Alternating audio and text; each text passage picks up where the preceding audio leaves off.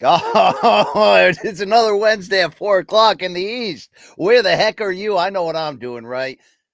Afternoon coffee, right, for the working man. That's what I'm talking about. Hey, it's your boy, Brian Campbell, part of the BCX, the Brian Campbell Experience, a big part of it, if you will. But welcome on in to one of the greatest joys of being a washed adult male. Yes, the late afternoon hot coffee. Also, one of the joys of having your own the YT channel, right, is being able to ramble on with you folks like we do right now every Wednesday. Hope you are doing well. February 5th, 2025. Dino Don already coming after me, gas station hot dogs in hand. Thank you. I enjoy that lifestyle, or I did enjoy it, until the liver turned dark black. But indeed, darling, yes, I was born a rambling man. So this is what we do every Wednesday at 4. If you're new to this, I talk about a few big picture topics, and then we answer your questions for as long as you're willing to last with me. Okay, let's do that right friggin' now today. Sandine's here, guys. Okay, he just got off work. He's ready. He's yeah, there we go. From just here from the dentist office. That's the dedication I'm looking for. 4 o'clock on Wednesdays. All right, all right. I hope you're well. I'm very happy. I'm very excited to be here. Big week for the MK. Big week coming off the weekend for your boy BC. So first and foremost, thank you. Thank you to everybody who was kind enough to check me out on PBC on Prime pay-per-view over the weekend. Benavidez-Morrell, a fantastic all-action card. I got an opportunity to do commentary, in-ring interviews. Luke was the nicest partner I could ever ask for, said very nice things, as did a lot of you. Thank you for tuning in. Hopefully, right, this is just the beginning of a new turn and more huge stuff to come. But what a time ringside T-Mobile Arena. I mean, does it get any better than that in this career? I haven't found that out yet. Okay, I haven't found that out to be true, but that was pretty awesome. Shout out to Mauro Ronaldo, Abner Morris, and my great extended team there. So good times, great oldies. Midlife crisis hat is locked on, secure, and ready to go. And what a time. So it's it's UFC 312 week. So let's get fired up for all things down under this Saturday. And a little MK update like you didn't already know, right? This Friday, 11 a.m. in the East, live and direct from the Meadowlark Studios in Manhattan. We will be back with not just Morning Combat in our regular spot, but pre-game preview brought to you by Cuervo. And yes, our guest will be the one and only, the best there ever was and ever will be, Chuck the Iceman Mindenhall, who just is, the perfect middle ground between the weirdness that Luke and I bring. He's just that calm, cool guy in the middle. Although Jed Meshew II filling in for Chuck last time absolutely brought it. Let's not forget that right there. All right. So we're going to be there. Long Island Luke is here and he'll be there Friday. So as always, thank you for the support, Mr. Nocita. Hopefully a cup of coffee, maybe maybe yeah, maybe, right? Smoke them if you got them. 2-drink minimum, tip your waitresses. Welcome to this establishment. This is what we do every Wednesday when we get off work. You know what I'm saying? Most of us probably prefer to be getting off, but there it is. All right. So yeah, let's bang Stephen T. All right. Is that Wonder Boy right there? Who are you and what are you? That's what I want to know. All right. Channel update. A little slow again this week. I mean, look, I'm coming off a big time travel. 2 trips to the NYC for the MK this week, but I hope you were able to check out my interview with none other than the best strawweight on the planet at this moment, Zhang Weili. Shout out to Mikey on a great editing job as well. Mikey's always got my back, right?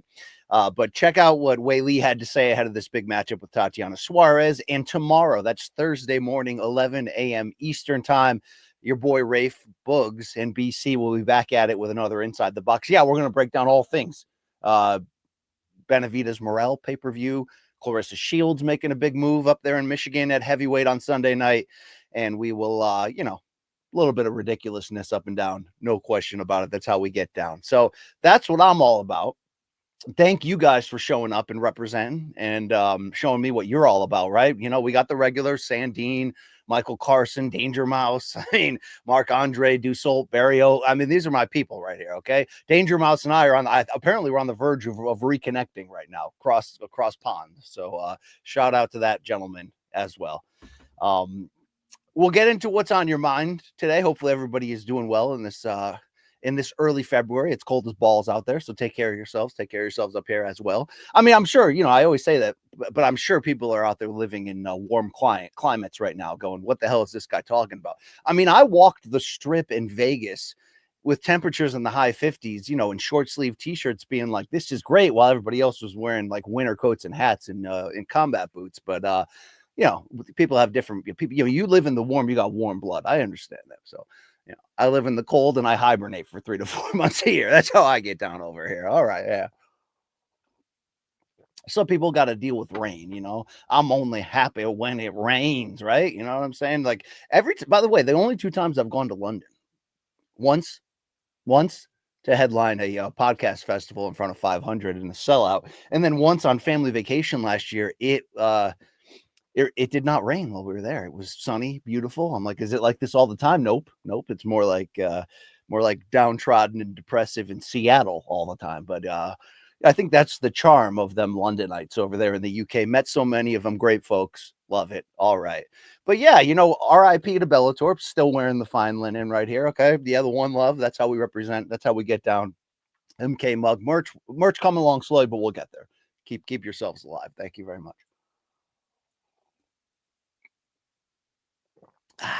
All right, let's get into it. Thank you. Enough watching me and intake fluids, right? Okay, here's the deal, folks.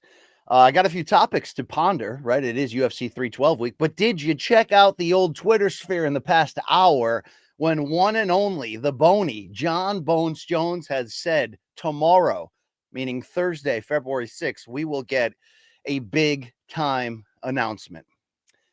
It could mean only one thing, or at least it should mean only one thing. And I have to believe at this point, and it seems like a very giddy announcement from Jon, like, hey guys, get ready. It's gonna, you're gonna hear something great. That if it's not what we think it should be, it'll be it'll be a huge disappointment, and people, people will riot, people will rage. So I'm hoping, you're hoping, we're all assuming, because it's been quiet on the front, quiet on the set about the big one, Jon Jones versus Tom Aspinall, unifying the UFC heavyweight championship. It's what we deserve as fans. It's what the company deserves to give us in terms of meritocracy, in terms of, we had to wait another year for an unnecessary Jon Stipe fight. I mean, if it's Jon's retirement, not going to be received well. If it's Jon not going to defend against Aspinall, but is going to fight somebody else, even Poatan moving up, I can't see us being happy about that. It's really all or nothing here. I mean, is he going to rematch Matt Hamill or Parker Porter? No, and we don't need that. We need Jones Aspinall. So Jon, Boney, I'm not going to ask you about your 20s, but the ball is in your corner here. Okay, you get a chance to be a gigantic babyface by in theory, accepting the highest payday to date, of which you've earned, the greatest fighter in the history of the sport. But it's time to do business. It's time to fight Tom Aspinall. And, oh, by the way, Jon, let's not forget. I mean, some people are saying, rightfully so, that, like, man, it's really sad to see, let's say, a guy like Adesanya come on the scene, dominate, be on top, in 4 losses in 5 fights, 3 by stoppage. Now we're like, hey, man, you should probably walk away, right? Yet through suspension, through everything, through 3-year layoff, through injuries, Jon Jones is still on top. So he might win this. You know what I mean? That's the thing at the end of the day. This is not a let's get this fight over with so Jon can finally get what he deserves. This is one of the biggest fights you can make in modern times, and one of the biggest heavyweight fights in UFC history. So I hope that's what they're going to say. We're going to find out. But Yoink sliding in saying fighters usually don't announce their own fights. LOL, that's Dana's job. Very fair point here. But I do think that this in itself, if the fight happens, is not a typical fight. I mean, when was the last time we had a full champion and an interim champion, but those two not cross pass and fight for like a 1.5-year stretch, right? When was the last time we had the best of all time being in one against the guy who could be next for the entire sport, not just the heavyweight division? So in this case, it's going to take an unnatural or an abnormal amount of money to make this fight happen. I think this fight presents bigger than any other UFC fight, which means, hey, Dana, now is the time to make it a spectacle, to put, even though he doesn't like that. And I get why he doesn't like it. You can't control everything. It's not the best fan experience. UFC does do a fantastic job with the in-arena experience. The ticket prices are priced through the kazoo, but the entertainment level is through the roof. But this is the type of fight that would deserve Jerry World, Allegiant Stadium. And by the way, you see Turki Monopoly announcing in the past couple days that the Canelo Bud Crawford fight, I think targeted for September, seems to be like verbally agreed upon, and that it'll be a Riyadh Season card at the new Raiders Stadium at Allegiant Field. Al Drum, thank you so much for that. For the little Barry Horowitz you just gave me on the back. BC best commentator. That's what I'm talking about. Okay. I'm just trying to do my very best. All right. Making a living the old hard way, achieving my goals and dreams. All right. So to close on Jon, it's got to be that. And hey, Dana, let's go big. So yeah, normally you don't let fighters announce it on their own unless it's like boxing and your Floyd Mayweather level of, or Canelo level of having control. But am I a little nervous? It won't be. Yeah. You're damn right. I'm a little nervous that Jon's going to go, hey, I've thought about it.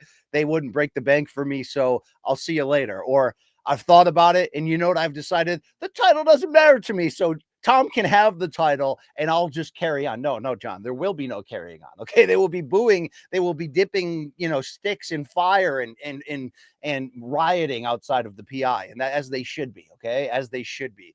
This is what we deserve. This is what we're going to get tomorrow. I'm going to be optimistic about it with that tinge, with that silver lining, or maybe a black dark lining of saying it better be what we think it is. So there we go. There it is right there.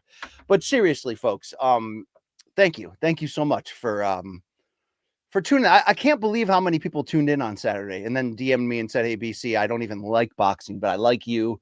And I knew this was big for you, so I tuned in. I was there for you. And I'm not saying you had to buy it. I'm not saying anything, right? I'm just saying thank you. Thank you very much. It really was exactly what I thought it would be, a mountaintop career moment. I've always said this. There is no drug in the world like calling live fights from right there. Sitting literally on the apron, sweat dripping on top of you when they fight and lean on the ropes above you. Nothing like it. But it's one thing to do that on the showbox level. It's one thing to do it in the tiny arena with 1,000 people. It's one thing to do it in many different settings that I've had opportunities to call fights. It's another thing to do it in front of 12,000 people at the highest level in Las Vegas.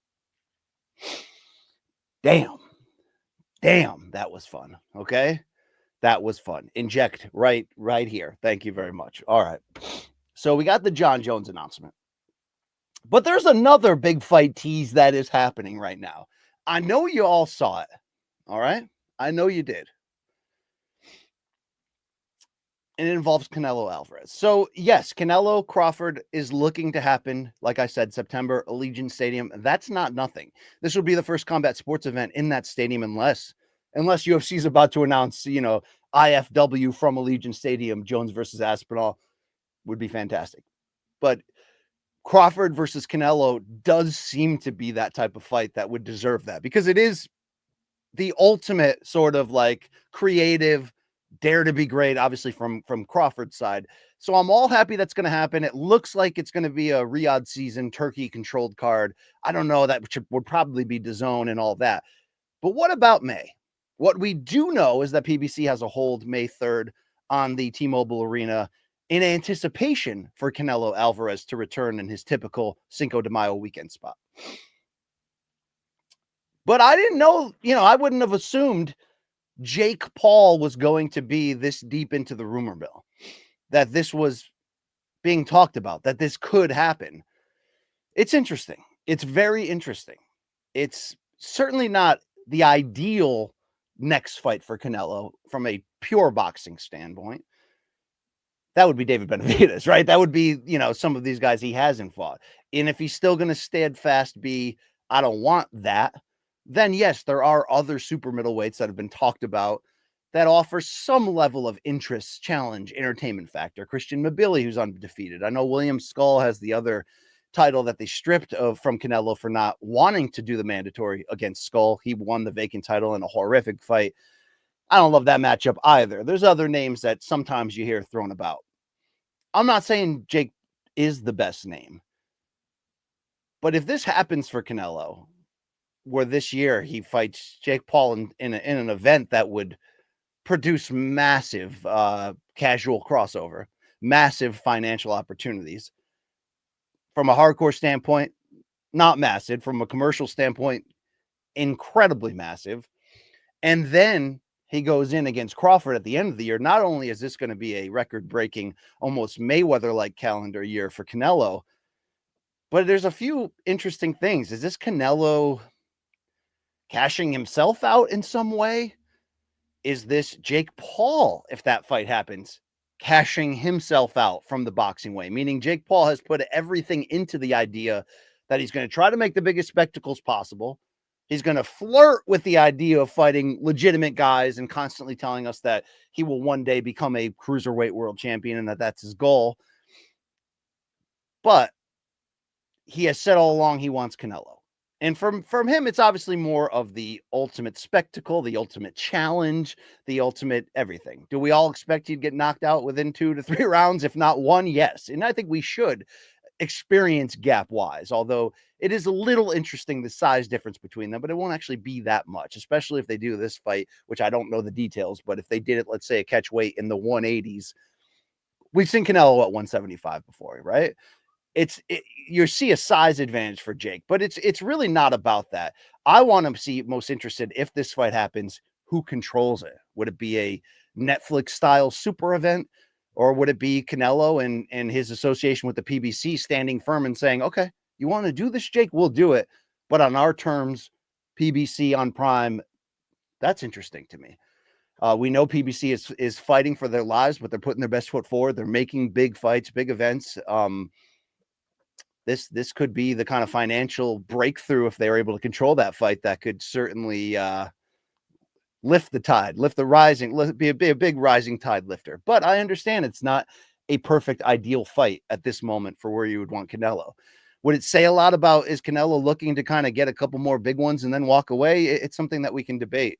I don't like that he is just essentially just shut off the exit ramp to the idea of ever fighting Benavidez and Morrell. I like Benavidez's idea that, look, it'll probably happen, but it'll be a little bit longer. Let me wait until I build up my brand more. Well, Benavidez's brand is pretty built up, but I didn't have this on my bingo card for 2025 that it was going to happen. I am interested to see if it does, how big it can get. It's not going to be Tyson Paul level, but for everybody that has wanted Jake Paul to stop doing the controlling of the matchmaking, of the terms of the fights, of the, going from one aging novice boxer to another, this certainly would give everybody critically what they're asking for. Oh, you want to fight a real one? We'll fight the realest one to some degree. We'll see what goes down. I am very interested to see what happens right there. Just as I am, if it doesn't happen, who actually is Canelo going to fight this spring? We will have to wait and see. Topic number 2/3, since we bumped Jon Jones in there, is UFC 312 this weekend, obviously. And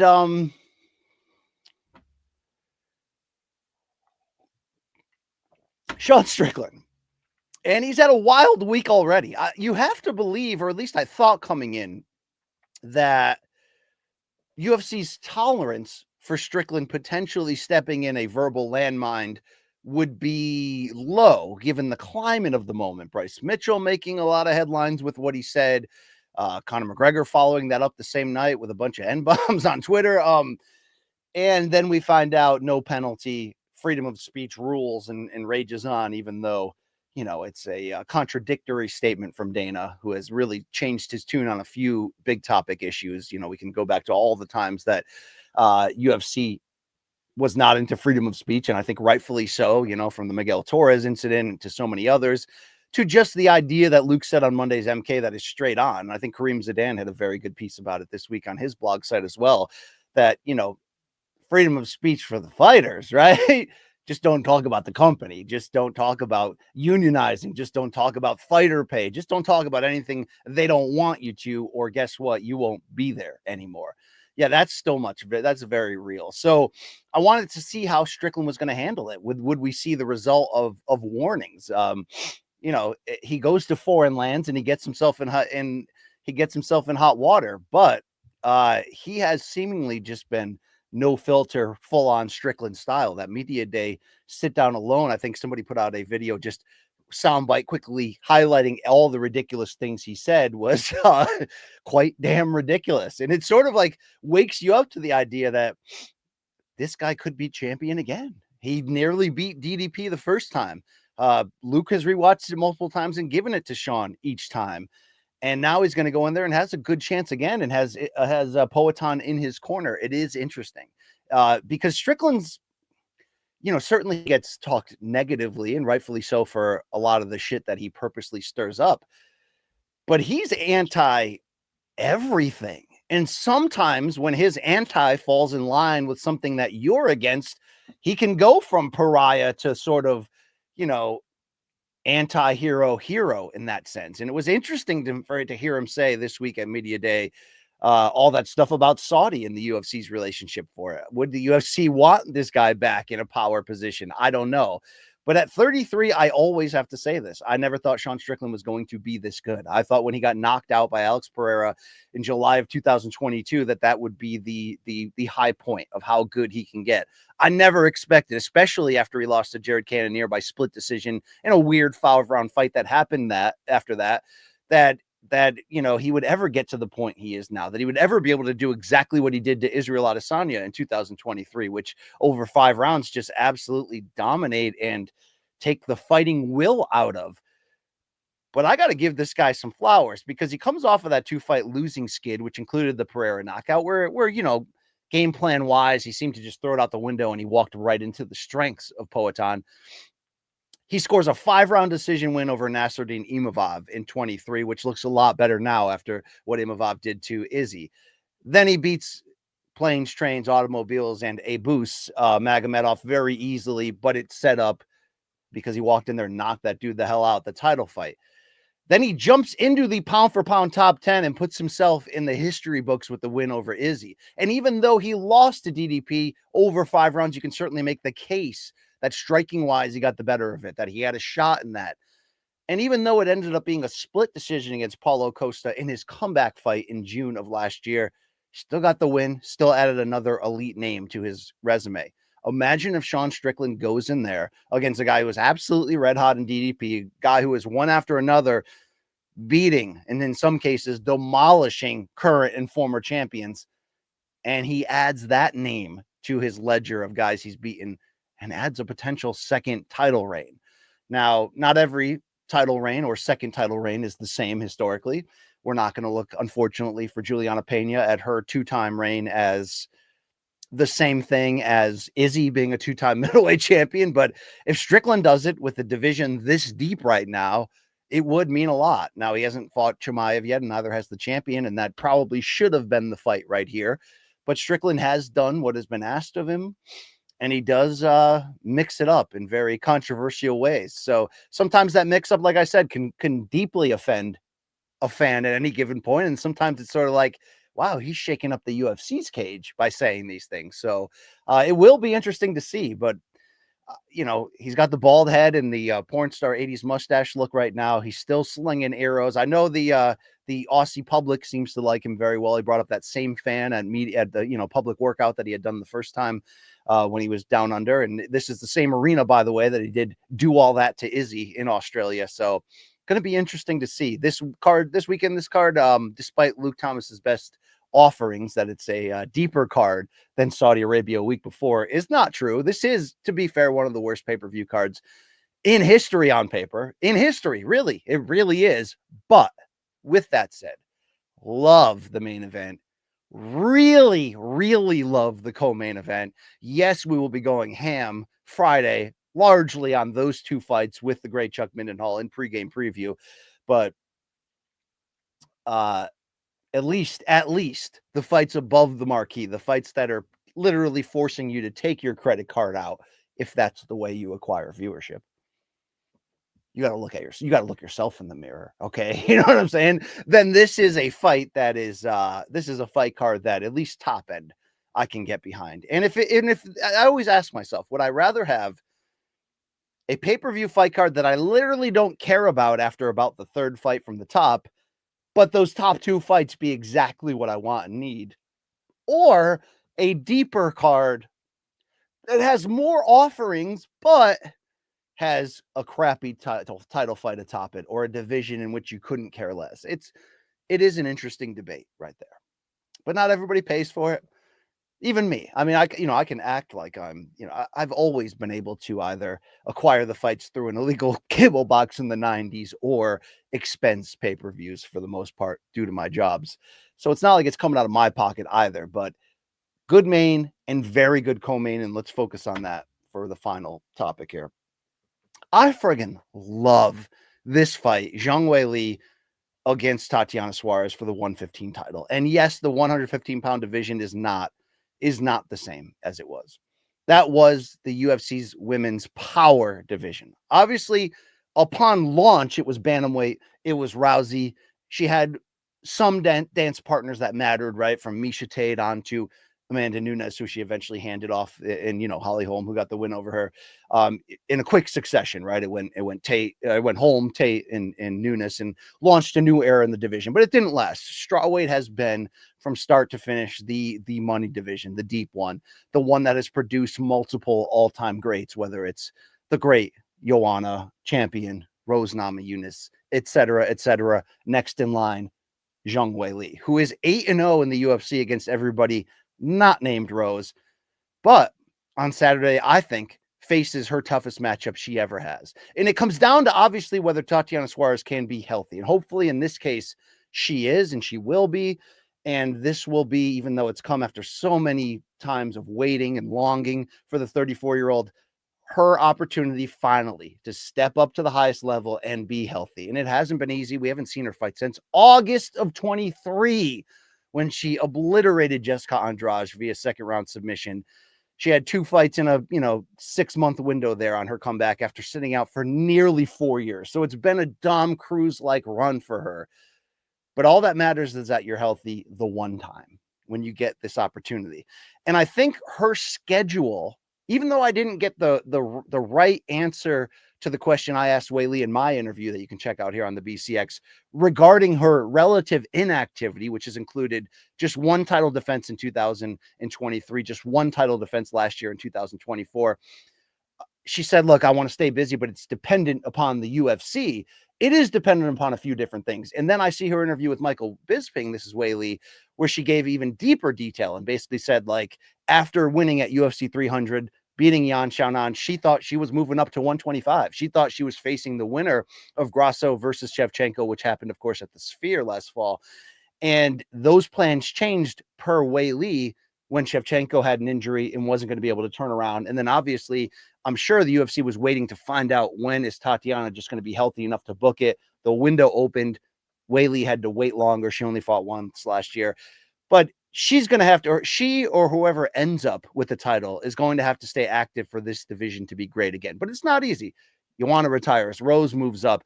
Dern, despite coming off a win, has been so hit or miss every other fight. Can't put it together enough to get anointed the title shot. Yes, you've got other proven challengers in there, from Xiaonan to Jandiroba, but this is the marquee matchup. I never got Rose Weili 3, which I wanted. Rose moved up in weight, and that's her choice. It's been up and down for her at 125 cents, but this is the right matchup. And to see Weili start as a very, very, very slight favorite, and now it's flipped. It's a virtual pick'em, but to see Suarez as the actual betting favorite here, despite the inactivity, it's going to be even more interesting to see what Weili does and how she handles it. And I asked her myself regarding, how do you rate Suarez on the ground? How do you rate your skills against her? And she ultimately said, look, this is a great challenge. I can't wait to challenge myself on the ground against what she does well. This is a hell of a matchup between super elites right here. And Suarez is 10-0 overall, and the inactivity has been rough.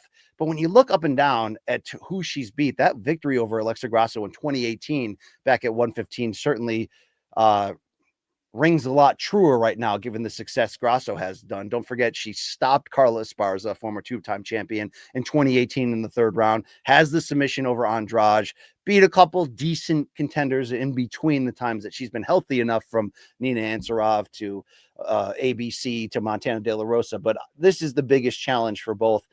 And I think that it really could inject some life again into this 115 division, whether it spurs on the need for an immediate rematch, whether it, whatever it does right there. I also believe both fighters in this main event could end up at 125 before we know it as well. So I want to see if 115 can reload itself for sure. But wherever this division goes, what we're going to see on Saturday is the best of what you're going to get right now. Suarez has that dog in her, has that incredible ground game, great size, fights a little bit mean. This is the perfect challenge of Weili, who is such a amiable, fan favorite, hard worker.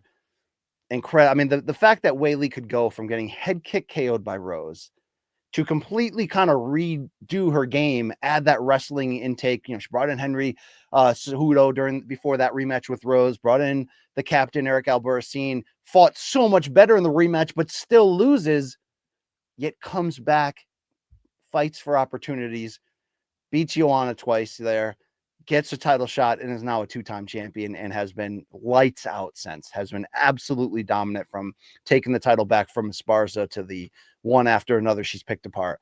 We need her to be more active, but you might be looking right now. And I asked her it, she wouldn't commit to it, and that's the humbleness, that's the humility of what makes Weili so endearing. But the idea of is she the greatest strawweight in this great division's history?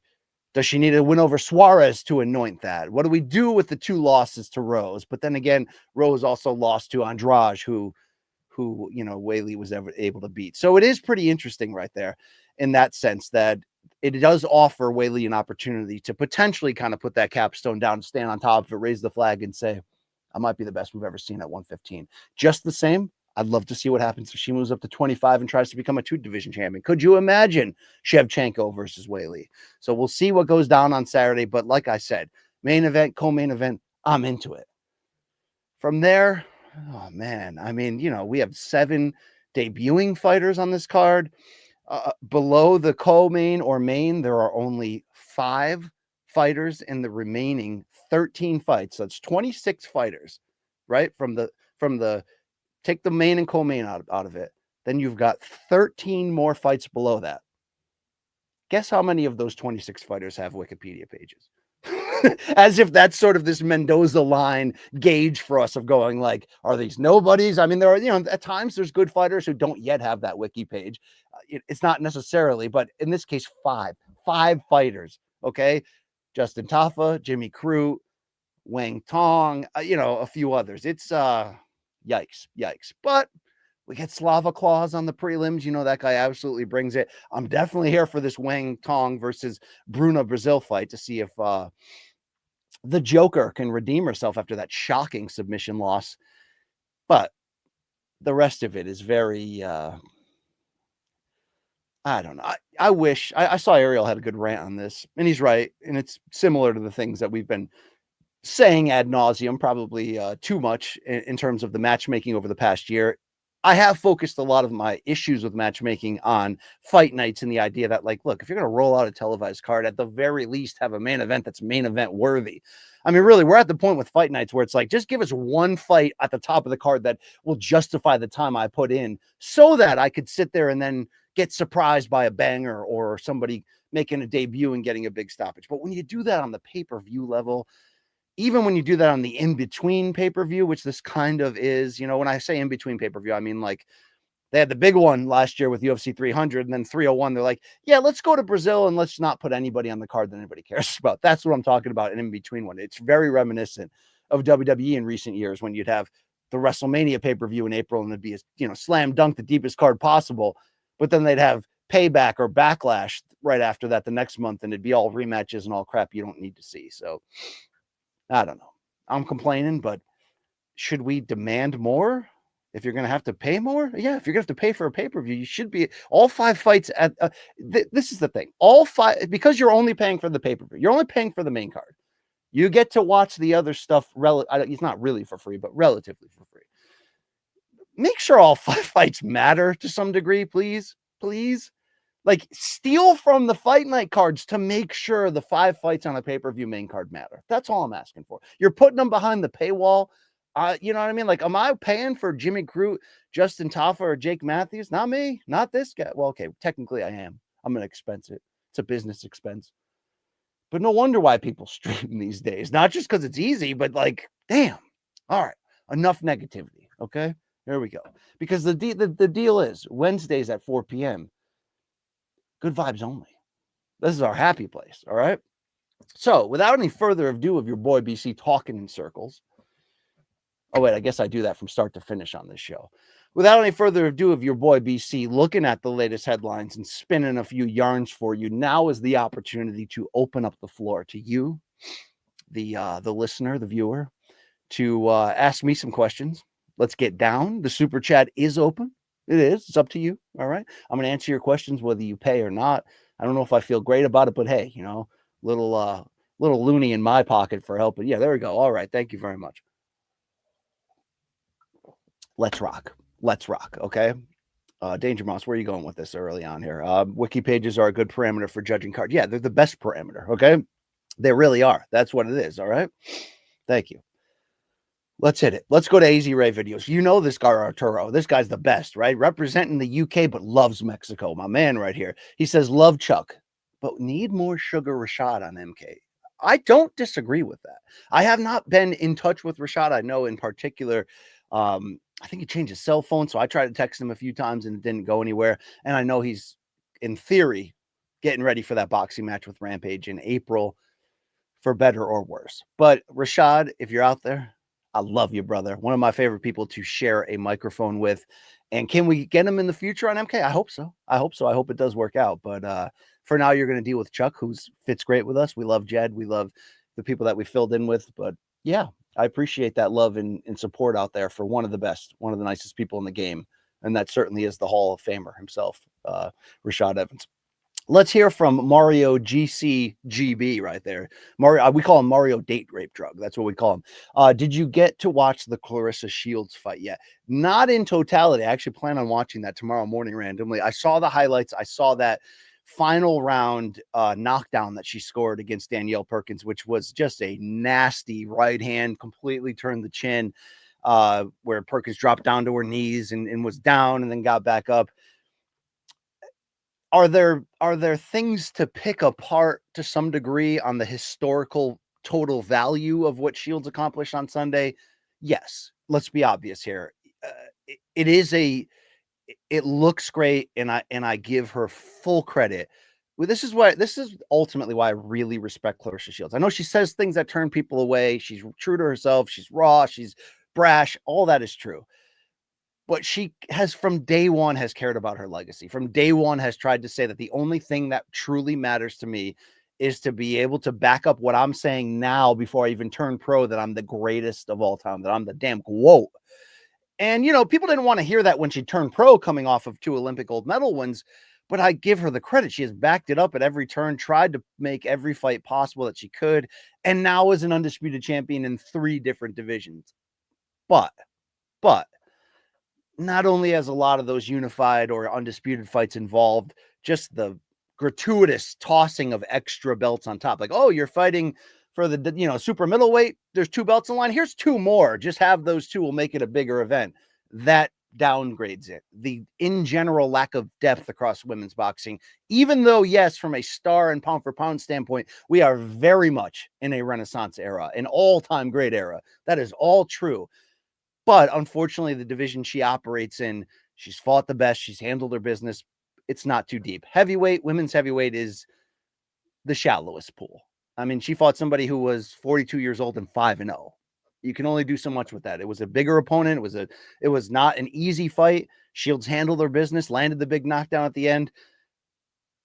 But when you realize there's like less than 10 active female heavyweights in the world that are even remotely close to the elite level, you've unfortunately got to put a certain limit to the expectation, or not the expectations, but the lauding. I mean, what I do like about this now, Shields as a heavyweight, is she's basically now trying to get rematches with her toughest opponents, but in this weight class. And that is, Franchon Cruz Dezern, who she beat in her pro debut, and who has remained one of the top 10 pound for pound female fighters in this game. Savannah Marshall, who arguably, not even, I mean, there's no argue. It was the toughest fight of Claressa's pro career.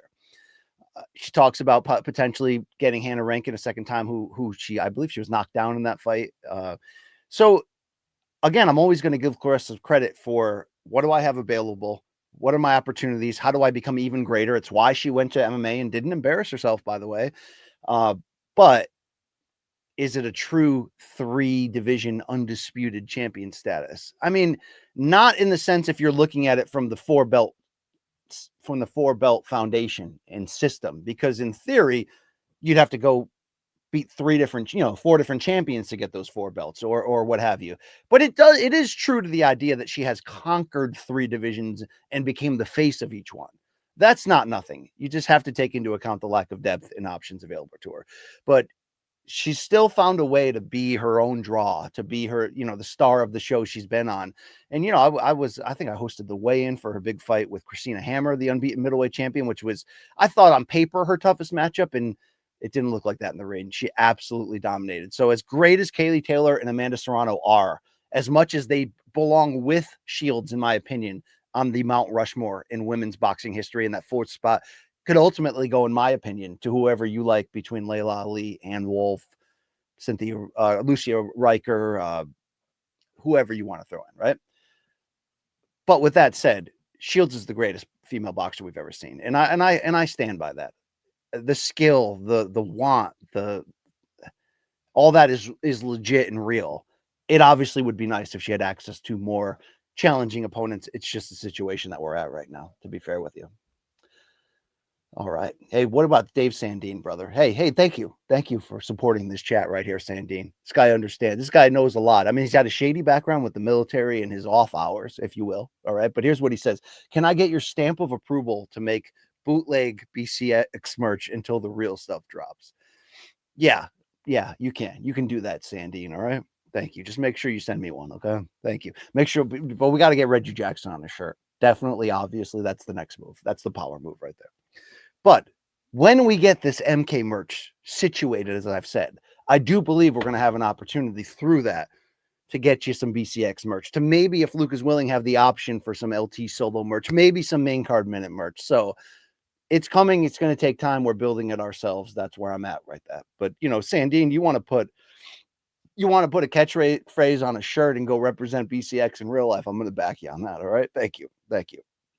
Saul, live and direct from a Louisville roof, one of the realest that are out there. Okay, thank you, Saul, for taking part in this. Suarez via Vibes with a Z. Yeah. I mean, look, I really like both of these fighters, Weili and Suarez. I even like that Suarez is the favorite because it is an understanding of when she's healthy. She's the best. She's the best strawweight when she's healthy. I'm not trying to do an alternate Rose bid, which is true. When Rose is at her very best, she is the best. It's part of her image, catchphrase, and sort of odd career arc, which is constantly a roller coaster. But when Suarez is in tune, ready to go, even Weili, right? Even Weili can't be fully confident. So from a climb that mountain and overcome all of your setbacks, I kind of want Suarez to win this. But at the same time, adding this name to the resume for Weili, who, as I said, 8-0 in the UFC against everybody not named Rose, and largely dominant in that, right? Yeah, like she fought Andrade, but she fought a younger, more fresh champion Andrade and knocked her the hell out within like a minute and a half. So team vibes, though, I can understand on Suarez. It is a story to get behind. And by the way, it's not the only story in her own house from the standpoint that her fiance is the great Patchy Mix, who has now officially gone public and said, like, look, PFL, let me cook.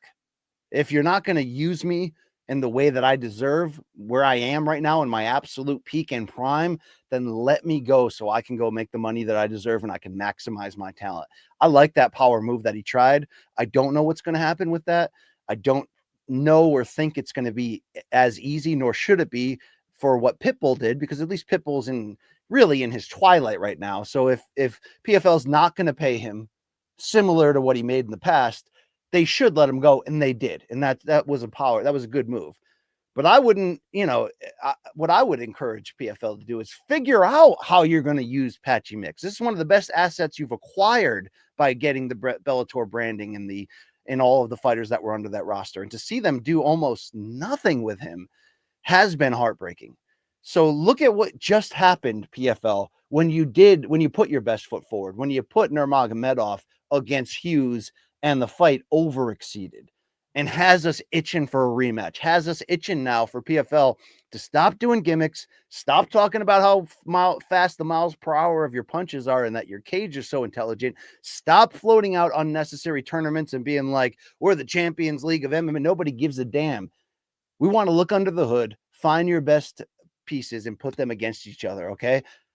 I'd rather them say we've got a plan to build Patchy Mix into a fight with Usman Nurmagomedov. I'd rather them say anything other than nothing with what they've been saying. So PFL, Don, all you guys, if you don't know what you're doing with Patchy Mix, then let him go, okay? Because he does belong to be competing against the very best and pushing himself. But it ain't about Patchy this weekend. It's about Tatiana. So I'm with you on those vibes, Saul. Just for, look, you want to see somebody that great get the opportunity to be great. And it's taken a while. It almost didn't happen a million times, but here she is, Tatiana. She's going to get her swing. And you have to believe for her to even be in this spot, she has to have a Dom Cruz level of perseverance, of pushing through. That cannot be easy. Whether we're talking about Grant Hill, whether we're talking about anybody who's, got to a certain point where they can feel their own greatness and then just the rug gets pulled out underneath them. You have to be wired to break through, to bite down, to constantly be winning the battle in your own head to overcome. I got a lot of respect for that. Damn, that's life right there, right? That's life imitating art, imitating life, imitating art. I don't even know if that makes any sense, but that's awesome. All right. Thank you. Danger Mouse. Bellator is officially Kia. You talking about the car? RIP, baby. All right, RIP. That's what I'm talking about. Thank you. Let's hear it. Let's hear it now. All right, let's go back to AZ Rays. It's our guy. It's Arturo. It's our dude. All right. He knows what's up. Thank you for supporting this chat. True or false? He says, AZ says, the winner of Zhang versus Suarez will become see, this is a great question. So what Arturo's saying is the winner of this fight will likely end up going up to 125 and trying to because Weili has already conquered everything in this division short of Suarez. And given her age, it would be time to maximize and see how far she can go. And I wonder if Suarez would be in that same boat. I never felt like 115 was easy for her to make. It was hard enough to just stay healthy. But could either of these two become that? Could they be favored or have a good shot against Valentina at 125? I say yes. I absolutely say yes. So that would, unfortunately, it would be taking the greatest asset out of a division that was once great and is not so great anymore. But 125 is fun. I would like to see that happen. I would like to see that opportunity. I mean, there's not it's just the depth is not there in women's MMA at the UFC level that it used to be. So I'm certainly not against, if you can make it happen, getting creative, putting people from other, opposite divisions and doing stuff like that and finding how great some of these people can be. It would be received a lot better, again, unfortunately, than Juliana Pena coming back after losing every second of her rematch to Nunes, taking 2 years off, and then not having to fight any contenders and get to go back into a title fight against Rocky Pennington and just barely win it after some of the worst title fights we've seen leading up to that. And, it again, it's always going to sound like I'm trying to dunk on Raquel. I'm not. But the state of that division at that time was just brutal. I mean, how does Mayra Bueno Silva not beat Pennington in that fight? She gassed out after like 4 minutes in a championship fight. Insane. Hey, Devin Tuck's here. All right.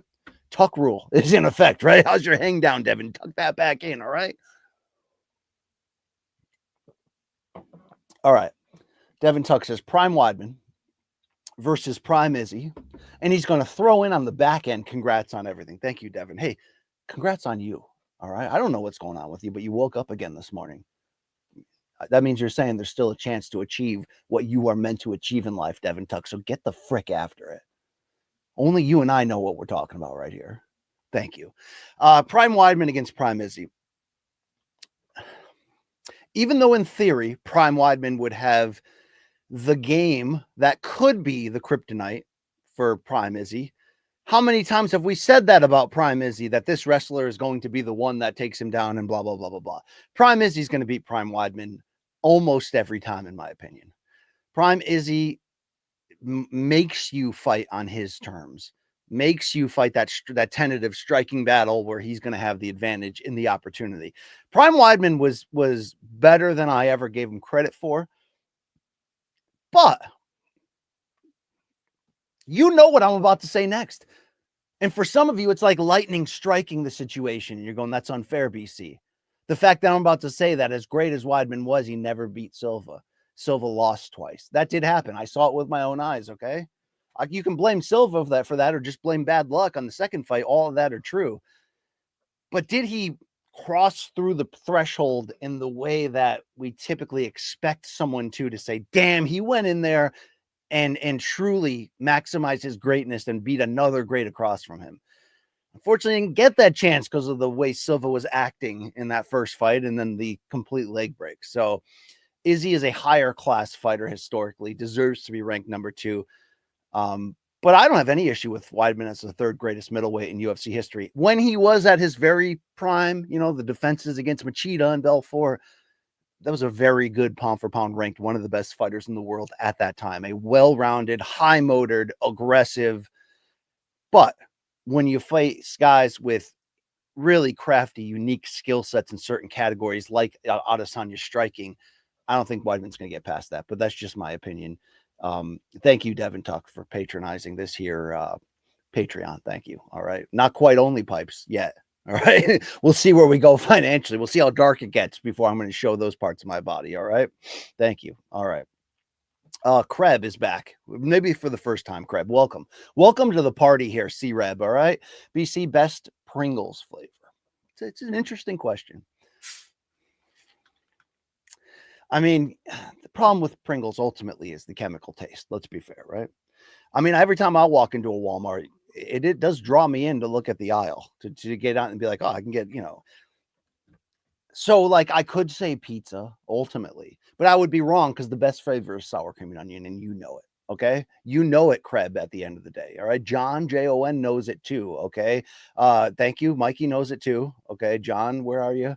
John also knows it. Thank you. Sour cream and onion. All right. All right. Yeah. Okay. I mean, they've had some weird creative flavors. It just hasn't won me over in the same level. Pizza's decent. Yeah. Very chemical taste. Very just, what I did last night? It was ill-advised at best.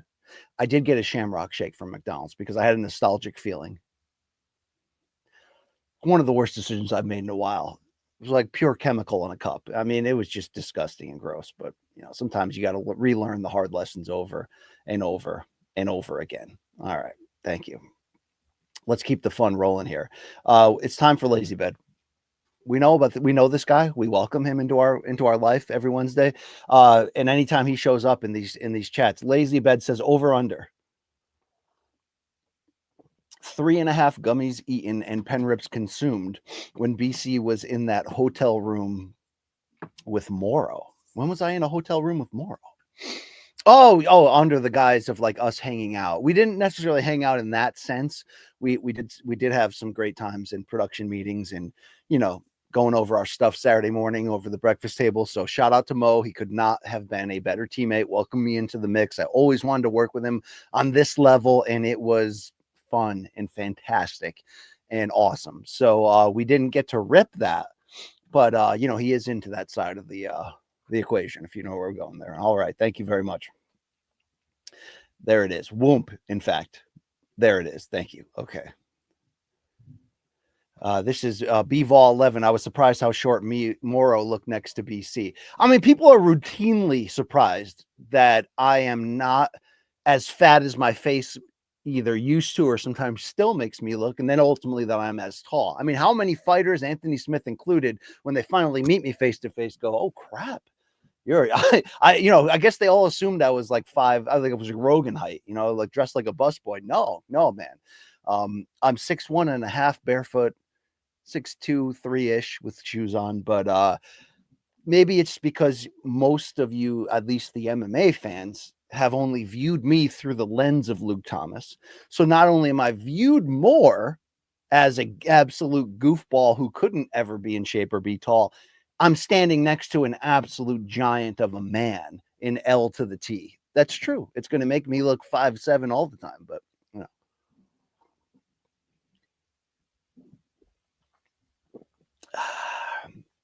Thank you. AZ Ray, Mauro is an underrated legend, worthy of the title, truly. Mauro is not, and he's not, he's got a style that is not always going to be for everybody, obviously. It's rooted in the theatrics. It's great, obviously, for pro wrestling, but it's also great for kickboxing, MMA, boxing, and really great from the idea of taking a moment and elevating it. I always say, like, I pride myself at this point in my career of having the ability to literally play every role on a boxing broadcast. Maybe I did that out of necessity to feel like, okay, I'm not the ex-trainer or the ex-fighter, which makes it, in theory, in general, hard to become an analyst. Although others have done it, Al Bernstein, Max Kellerman, Larry Merchant. Like, I mean, it's been done before and it's been done great, but it's not always easy to get into that role. I particularly had at ESPN times when I ambitiously knocked on doors and said, look, I can help your TV coverage, and had well-meaning people who respected me and liked me go, sorry, can't sell you to the public. You don't have the relatable, understandable experience to be able to speak on that. And that was sort of the old mindset, and some of that has changed. But I do try to, have tried to show that I can I can sit on the desk and host the show. I can do play-by-play, and I've had chances to get reps on that and really enjoyed it. I can do color commentary. I can do ringside reporting. Whatever you need done, I'm going to handle it, and I'm going to handle it fine. But the skill that I believe within all of those jobs, whether we're talking about MMA or boxing in terms of live fight coverage, the hardest one, without question, to me, is play-by-play, because you are the point guard. You are the controller of the broadcast. But most important, and I'll forgive people for not having skills in some of the other areas if you have this one skill. The most important is the ability to go 0 to 60 when the moment calls for it, because boxing, like MMA, has that grand ability to where you can hit a walk-off grand slam in 1 second. You can absolutely change the circumstances of the fight or end it just like that. So an announcer needs to have that ability to provide the proper soundtrack of what the moment demands, so that for history, we can watch these sound bites, rewatch these fights, and get those goosebumps all over again. Nobody does that like Mo. Todd Grisham is great at that, the big moment, but nobody does that, in my opinion, like Mo. So when you work with him, you realize his genius, because his ability of wit and recall, pairing words together, again, it may not be for everybody if you don't get the reference of the song lyric he's going to at the time, but he's awesome. So to be able to sit next to him and have him elevate that broadcast to such a higher level, it brings the best out of you sitting next to him. So I absolutely enjoyed that. Loved working with him. Where's my shoes at? BC needs to do more color commentary. Yeah, I love it. I absolutely love it. I try to play a role that's, in a sense, combines all the jobs in one, meaning I'm always going to be paired, for the most part, with a fighter who's got that technical background. Play-by-play guy's going to call the action. I try to fill in the gaps. Sometimes it's sharing a quote, sharing, something historically to tie into this, or sometimes it's jumping in and filling in the gaps play-by-play. I'm just trying to really look at it as Floyd Mayweather used to say, PYP, play your position. If I play my position the best that I can, inevitably I feel like it's going to raise the chemistry, raise the energy level, raise the offering. And I thought, for a night one debut, myself, Mauro, and Abner, we clicked very well. I was very happy with that in the end. No doubt about it. All right, let's keep it going. Let's do it. All right, let's do it. Danger Mouse is back. Kia stands for killed in action. Luke would have known. Yeah, sorry. I don't have the same military background as Luke. I never ran trains on Osborne. Not into that at all. But thank you for clarifying that. As always, Danger Mouse. All right. Lazy, but I think I had a girlfriend in 03 who drove a Kia Bellator. This is hilarious. This is good stuff right there. Thank you very much for that.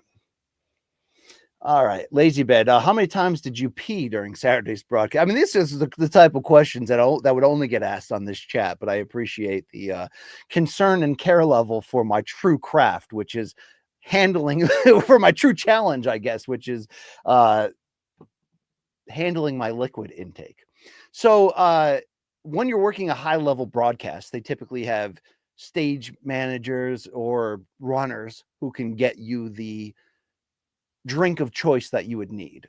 My preference is hot coffee.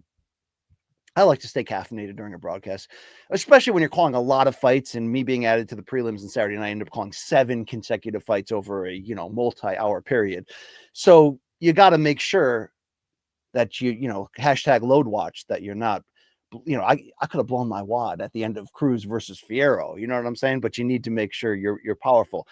But you know me, I need to pound fluids to do these jobs. So luckily, I took advantage of the very rare offerings that we had between fights on the prelims, the gap between the prelims and the pay-per-view card. And I think there was one gap during the pay-per-view card where I also did this, where I ended up peeing 3 times from the start of the prelims to the end of it all. When that main event ended, even though I'm in the ring interviewing Benavidez and Morrell, top of my mind is I can't wait to urinate. But again, might be too much information for you, but Lazy Bet asked. All right, there's the deal. Thank you. I remember on Showbox cards, there's been times where like the main event would start and I'm be holding that pee and I'm like, how bad would it look if I was just like, hey guys, I'll be right back. Pretty bad. So there you go. All right. Hey, 2 Chainz is here, representing Las Vegas, representing South Oregon, representing a life filled with fun and degeneracy. I see you, South Oregon bird. Thank you for joining in supporting this chat right here.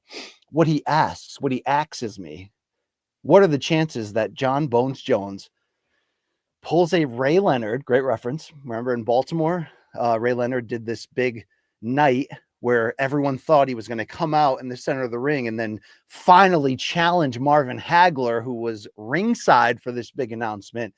Only Leonard pulled the pulled the rug. I'm all over the place with these stupid cliches that are running into each other. I'm getting Schaub-like here on my breakdown of these. I beg the differ, indeed. He then was like, I know you all want me to fight Marvin Hagler. It'd be a great fight, but it'll never happen. I'm retired. Peace out of here. I mean, that is one of the most like gangster low blows. And it obviously planted such a beautiful storyline seed, not just in the head of Hagler, who's like, this guy's scared, he doesn't want to fight me. There was a plausible deniability, obviously, because the Ray Leonard had a legitimate eye injury that actually, kept him retired for multiple years before the comeback. But you're asking me, is he going to pull that? It was one of the great troll jobs, 2 Chainz, as you mentioned. I mean, it was almost mean-spirited in hindsight for a guy that was, such a baby face to boxing fans. I wouldn't put it past Jon. But that's why I opened the show the way I did and said it the way I did, which is he owes us. He kind of, and you could say, well, he doesn't know us. He's the greatest of all time. He's endured through so many. He has. But if you didn't want to fight Aspinall, then you should have retired in the cage after you fought Stipe, right? Like that's the deal.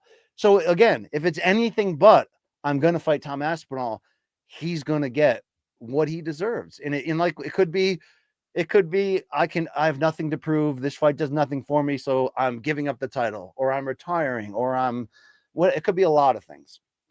But there's only one thing that will get us to receive it properly in a positive way. And could he pull Ray Leonard in this spot? I mean, I guess let's concoct a scenario here. What if Jon just didn't get the number he was looking for from the UFC? And what if he looks at that number, looks at it, pushes back, nope, this is the number. Well, and if Jon goes this way, he has the power to do that. He's his own man. Let's say he didn't get the number he wanted and he goes, yep, not worth it for me. Peace, I'm out of here. Thanks, everybody. We're still going to kill him. Rightfully so. Especially in the UFC. It's a little different in boxing, but in the UFC, historically, they make those fights. They would have made Fedor Randy if to be fair, they would have made Fedor Randy if it wasn't for that one part of it where Fedor M1 and Vadim Finkelstein, Vadummy, as Dana used to call him, they said it has to be an M1 co-promotion to do it. Strikeforce was willing to do that. And you saw Fedor on CBS and you saw some fun opportunities. That wasn't going to happen in that version business-wise of the UFC. And I respect that. I understand that. Even though we're saying right now, like, hey guys, co-promote with PFL, make Francis versus Jon. Like, I also get why they wouldn't, right? There's only bad that can happen if Jon doesn't come out and say, I'm fighting Aspinall, I've signed the deal. All right. Don't play with us like this. Is it a double standard? Because did people kill Leonard back then? I don't know. It was 1983 or 2. I don't remember. I don't know if he got killed. I don't know if it was also different times. All right. We're not social media podcasts different times. But hope you're doing well. I'm still rambling. All right. There we go. Let's keep it going. Let's have some fun here. All right. Bivol, whatever happened to Vadi? I never heard from him again after that stretch. I don't know what happened. He did represent in a different time. I kind of miss that time of watching and to some degree covering MMA in those like final years of the aughts decade, like, 07, 08, 09. What I was actually doing, I was working at ESPN. I was an editor on MMA Live, that great show that, got John Anik his start in MMA. First time we were introduced to, Rashad as an analyst, Kenny Florian. We know that show's history. It was great. But that MMA was just, it was like UFC was halfway to where they wanted to be. They were inching toward respectability. They were building legitimate pay-per-view success. They were pulling away from boxing to a certain degree. And you had these undeniable crossover stars like Lesnar when he appeared during that stretch. And they had Jones, GSP, and Silva. That was a great time. It wasn't so much, as I talked about last week, the mastery yet of skill. Fights were still fights at the end of the day. If you didn't live that, I definitely enjoyed that. Lazy Bed says, John Anik, my illegitimate father, my Uncle Kenny. Yeah, those were great times. It was great times working on that show. Pat Miletich was on that show a lot. That's where Zach Candido got his start. I used to work next to him. He was the producer behind the scenes. Now he's like second in command in UFC television and does a fantastic job. So many people got their start. Molly Karam got her start. Now she's on First Take on MMA Live, and they're in that same department there. It's where I used to see Mikey as a dirt hole teenager running around the ESPN office throwing wads of throwing wads of paper towel in the bathroom to the wall and having it stick and slide down like that scene in what movie am I talking about? I don't know. Sometimes I get in my own mind and I don't know how I got there, but there we go. Okay. Lazy Bet, Zach Candido versus Chris Candido, RIP. Yeah, it would be a hell of a matchup Monday, no doubt about it. All right. Let's have fun here. Let's do it. Let's hear from Sam Wise, right? BC, it seems like Turki Al-Sheikh is trying to create a boxing monopoly like the UFC. Am I wrong to think this is just bad news? I get it. I don't think in general Turki's trying to do what you're saying. In general, he's just trying to fulfill the orders of his kingdom around him, which is we have an opportunity like we tried to do in golf and like we've done with WWE. Because remember, WWE was the first sport that really went out there aggressively and was like, we don't care what you think about this sports washing, money laundering. We don't care about anything. In general, I think what he's trying to execute is let's change the face of how people on the global scale look at Saudi. Let's try to create it as a potential vacation destination like they did in Dubai. Let's take the financial dependence off of oil. All of that is true. Turki also, I think, is getting so invested that you're seeing him literally invest his own money in purchasing Ring Magazine. And now he's going to have a Ring Magazine boxing series. But that unto itself is a monopoly, and it isn't. It is because almost all of the power promoters, if we consider that there's 5 power promoters in boxing, 3 of them are on Turki's network, so to speak, of DAZN and feeding their roster, on a full-time basis to him and said, do what you want. Golden Boy, Frank Warren, Eddie Hearn. Then you got Top Rank, who's kind of like, with Turki for the big ones. Yeah, we'll give you Tyson Fury. You're going to, we'll give you whomever. And then obviously you've got PBC, who have given a couple of fighters, but haven't really jumped in on that. It isn't a monopoly because he's in a sense really just creating a giant platform through the business connections of DAZN and saying, in a sense, that like, I don't care who you are as a promoter, if your fighter gets up to this level, we can afford to pay them so that we can make the best fights. So come on over. I think what you're specifically talking about is the concoction, if we can trust that New York Times report. And obviously Dana, since it's come out, has kind of crapped on it and said it's not true or it's not ready yet. Or I know Dana continually now is blaming me. Dana I think he was asked about it at 3 at that Power Slap event in Saudi and went on a rant against the media. This is why I hate the media. Put me in another video, Dana. Okay. I'm pretty close to getting benefits through SAG. Okay. From being in the first 2. So put me in the 3rd one. That to me has more of the connotation of what you're talking about. It's taking the UFC model, what Dana probably thought he was going to do into boxing back when Maymac launched in 2017 and Dana's walking around with Zuffa boxing t-shirts at all the events. He thought he was going to walk in, wield a big stick, and everybody in boxing would go, oh, hey, welcome on in. Let's see what we can do. It doesn't work like that in boxing. Turki changed everything because he had more money than everybody else combined, and he gets to call the shots. So Dana, I think, is making the smart move from TKO's standpoint of aligning with Turki and looking to do what you're talking about, reimagining the boxing system under essentially the control that Dana currently has with UFC. Will that violate the Muhammad Ali Act, which is, created in some ways to prevent these type of monopolies? It couldn't, it can't, meaning if they're savvy, they can get around it. Like, PBC's been sued multiple times upon the launch in 2015 of Premier Boxing Champions of the same idea. And they were able to prove in court, no, we're not violating the Muhammad Ali Act. We are a managerial firm in a sense. We use different promoters. But it is definitely trying to basically say, okay, whatever this TKO league that Dana and Turki are partnering with, they're targeting young fighters for a reason, young fighters that aren't like slam dunk 5-star prospects that are already signed with the major promoters. And they want to create their own mini UFC universe infrastructure of probably lower starting pay and more control over that. That is the closest thing to what you're saying. I don't know if that'll work. I think it's worth a try, though. I think from their standpoint, it is worth a try. I think Turki's willing to partner and pay for that.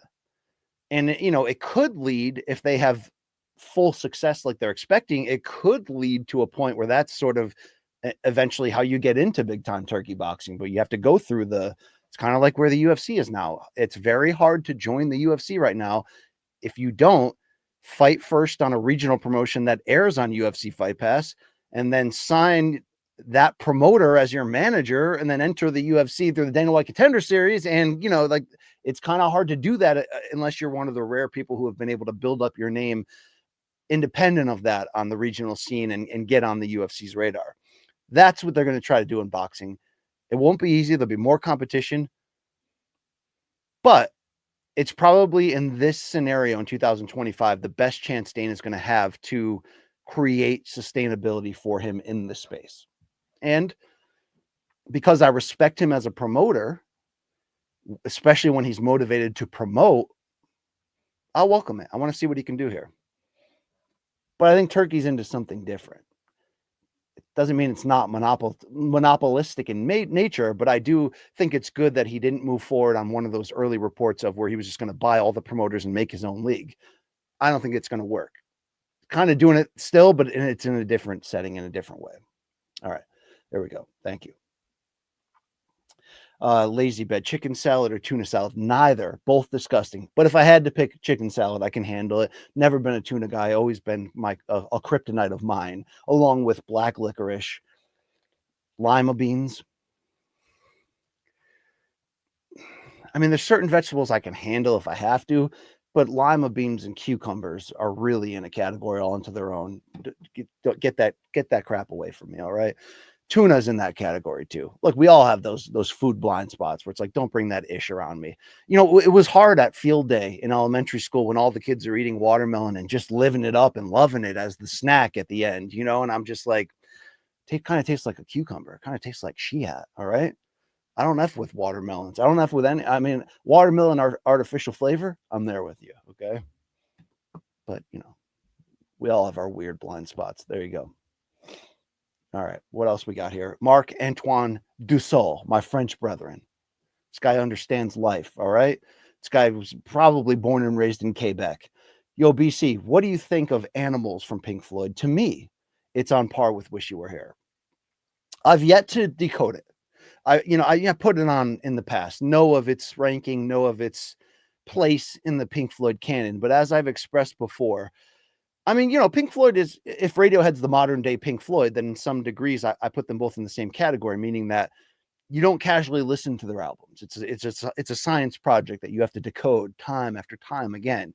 I haven't gotten there yet, beyond. I've got a mastery of Wish You Were Here, Dark Side of the Moon, The Wall, and I've definitely done some time with Piper at the Gates of Dawn, the debut psychedelic all-time classic that Pink Floyd put out with Syd Barrett as the band leader before he went crazy. I have not extended that yet to Animals, but I am excited to do that, as I am their other offerings, and know it on that same level. Just not there yet. Sorry about that, Marc Andre. Thank you. I mean, like I always say, and it might be lame or weird to people, but there are certain bands or certain albums that I respect so much from a distance that I'm only going to enter into a relationship with them when I feel like I'm ready, when I feel like I have the time and commitment level. There's certain acts you can't casually. I wanted to get into the Grateful Dead for years, and it finally took me into the early 2000s where I'm like, I'm in the right headspace now. I'm ready. Let's do it. Let's sit in the 8th row for a few years in a row, and let's just devour year after year their live run. And that needed that level of dedication from me. Some people look at music as background stuff or as a distant soundtrack playing in their life. Other people like me look at it as, I need to get into an intimate relationship with you. Okay. I got to understand this. I got to put the headphones on. Choose your flavor. All right. There you go. Lazy bed, always here for us. Coolest random person you met at the fights. This particular fight did not net me deep celebrity sort of crossover. Oh, that was such a cool moment. Could you believe that person was there? But the run I had covering Mayweather fights for ESPN and then CBS Sports definitely produced that. Mayweather Canelo had an insane amount of celebrities.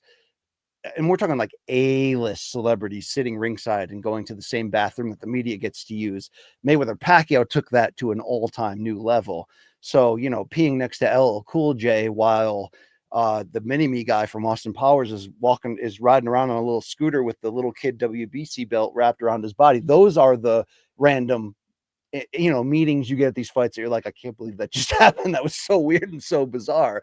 Like when I was at, Mayweather McGregor, and I walked accidentally through the celebrity sort of ritzy entrance that they have at T-Mobile, and James Harden walked in high as balls, and right behind him was a guy dressed in a Sasquatch outfit, and they both looked at me with the weirdest eyes. Like, the moments like that. Didn't get it at this time around though, but what have you. I mean, Benavidez-Morrell was more of a hardcore dream than it was a commercial classic, but I have to guess that it did commercially pretty well because of how well those two fighters built it. And then to give them credit, they both delivered, I thought, on fight night of like, we can criticize, and I think you probably could or even should. Did Morrell make the right decisions in terms of putting his best foot forward? I think after the fact that we saw him lose basically 8 rounds to 4, we could say, man, I wish he boxed a little bit more. But at the same time, dude, do I give that guy credit for going after Benavidez and backing up his words? And even after getting beat up at times, rallying back. And I mean, look, he fought to win. He fought that fight to win.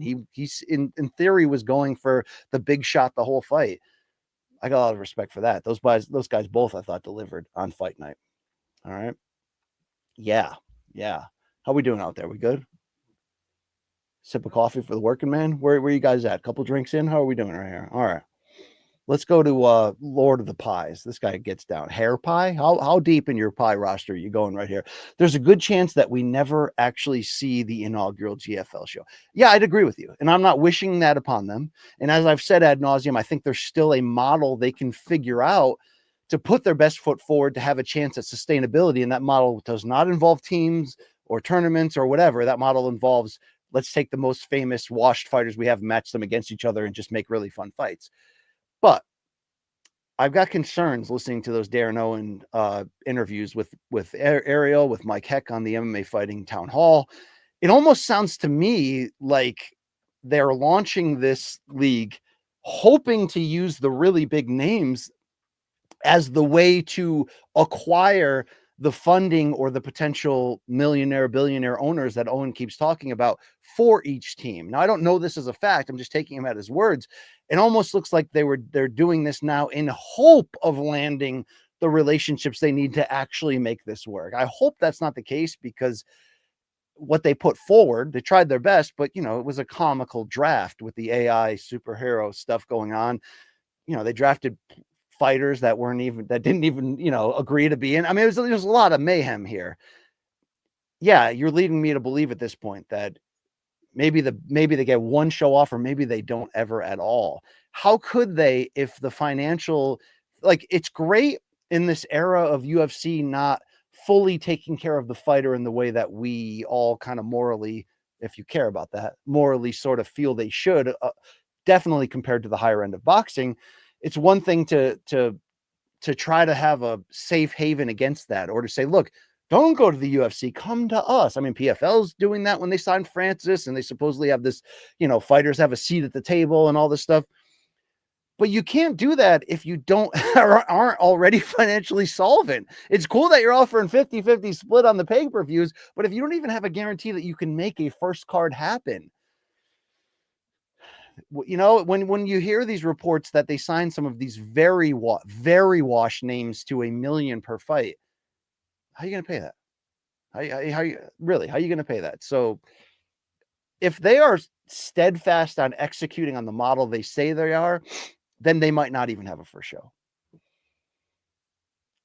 But even Golden Boy MMA had one show, right? Can they roll out one? I mean, Eagle FC wasn't bad, but that also felt like it was, let's see how long this investment lasts, and if we can't get a TV deal, then we're just going to pack up and act like it never happened. And we're pretty much acting like that league never happened, even though it wasn't, it was kind of a decent regional league with old names. I kind of liked it to some degree, and I like that they had, people on commentary, Cejudo, Chael, Habib, that you were like, oh, this is kind of interesting to some degree. Whatever. As Luke would say, apparently your mileage is probably going to vary or something like that. Fancy Mortimer says the Grandpa's Fight League was the best thing I saw. Yeah, that's a pretty funny way to say it. Geriatric Fight League. Yeah. There we go. Lazy Bet, Mary Lou Retton or Nadia Comaneci. Are you talking about their gymnastic ability or the other side of that equation? I'll take the latter if you're talking about the other side of that equation. Thank you very much. All right. More of a Sean Johnson guy now myself, but yeah, right. This is getting weird. We just gotta, okay. BVOG, Karate Combat is just an advert for crypto, so nothing would surprise me with the GFL. I mean, I've heard people say this. Man, this feels like another money laundering operation. What non-super elite fight promotion of the last 5 years has not felt like some form of a money laundering operation? I mean, let's be fair, right? It's sort of like the model now to try to throw the Hail Mary pass and see maybe we could turn this into something. Perfect Speller. BC's rambling cardio is more impressive than Merab's MMA cardio. Thank you for that. Yeah, my rambling cardio is of the elite status, not on the Mauro Ranallo status. I'll tell you that. That guy can put together words in the moment that it's impressive. It's impressive to see. But yeah, maybe call me the Merab of live chat rambling right there. I didn't invent it. I didn't invent live chats. I think Luke Thomas did, but trying to carve out my own lane, right? Trying to do that. All right, there you go. Lazy, but we're dirt holes. We are, but at least we know that. All right? At least we're up front about that coming in. There we go. More questions are coming in from the people. Let's invest in that.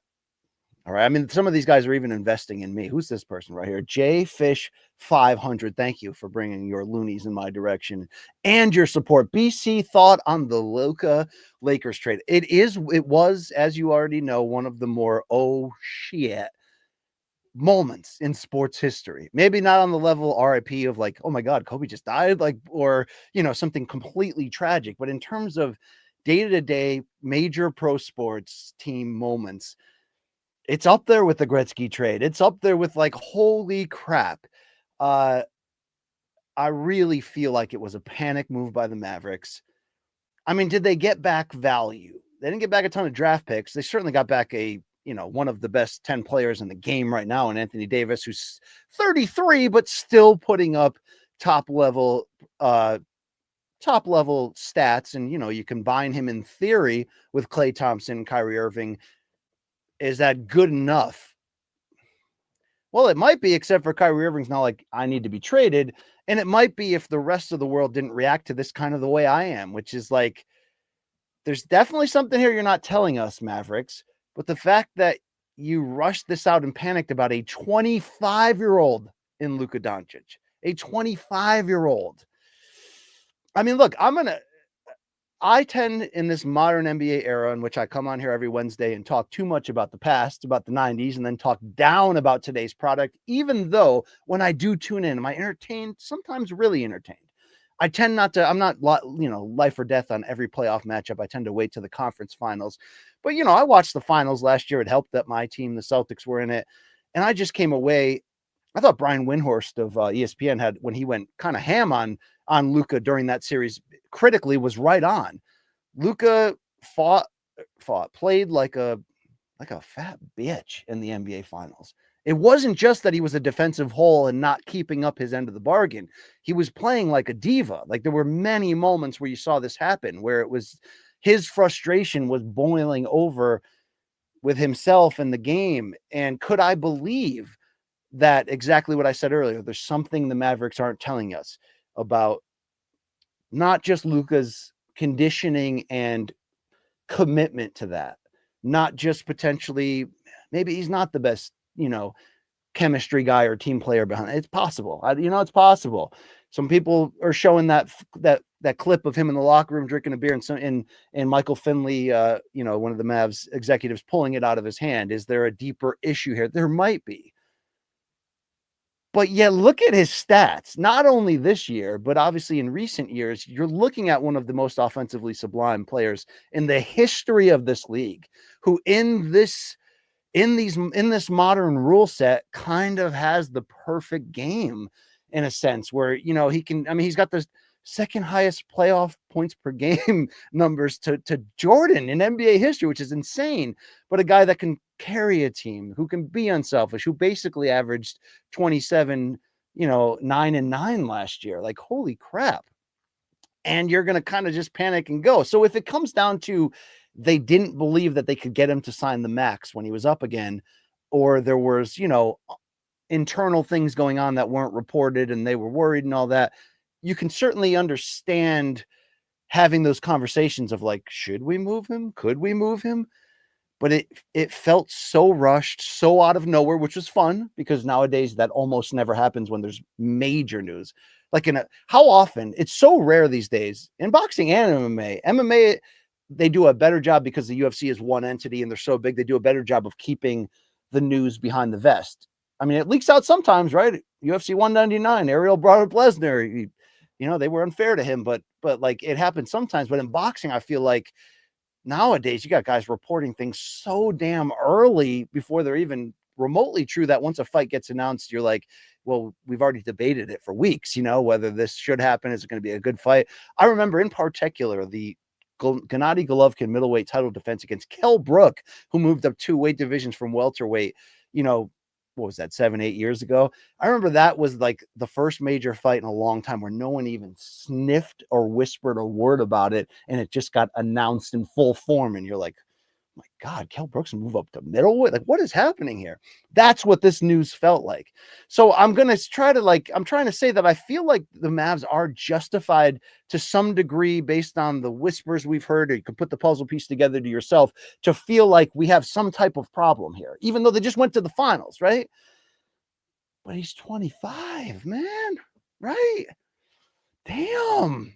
It will be fun seeing him obviously in that Lakers lineup with LeBron. I don't know if it's going to shoot them to the title or anything like that, but you are talking about in a league full of stars and a league full of great athletes and a league that's going through this era of high stats where everything's an assist and it seems like it's suddenly flirting with a triple double, that this guy has the ability even more to jack up his game to a higher level when it matters. I mean, he's friggin' unguardable. and he's a chubby white dude from Europe. I mean, it doesn't make sense.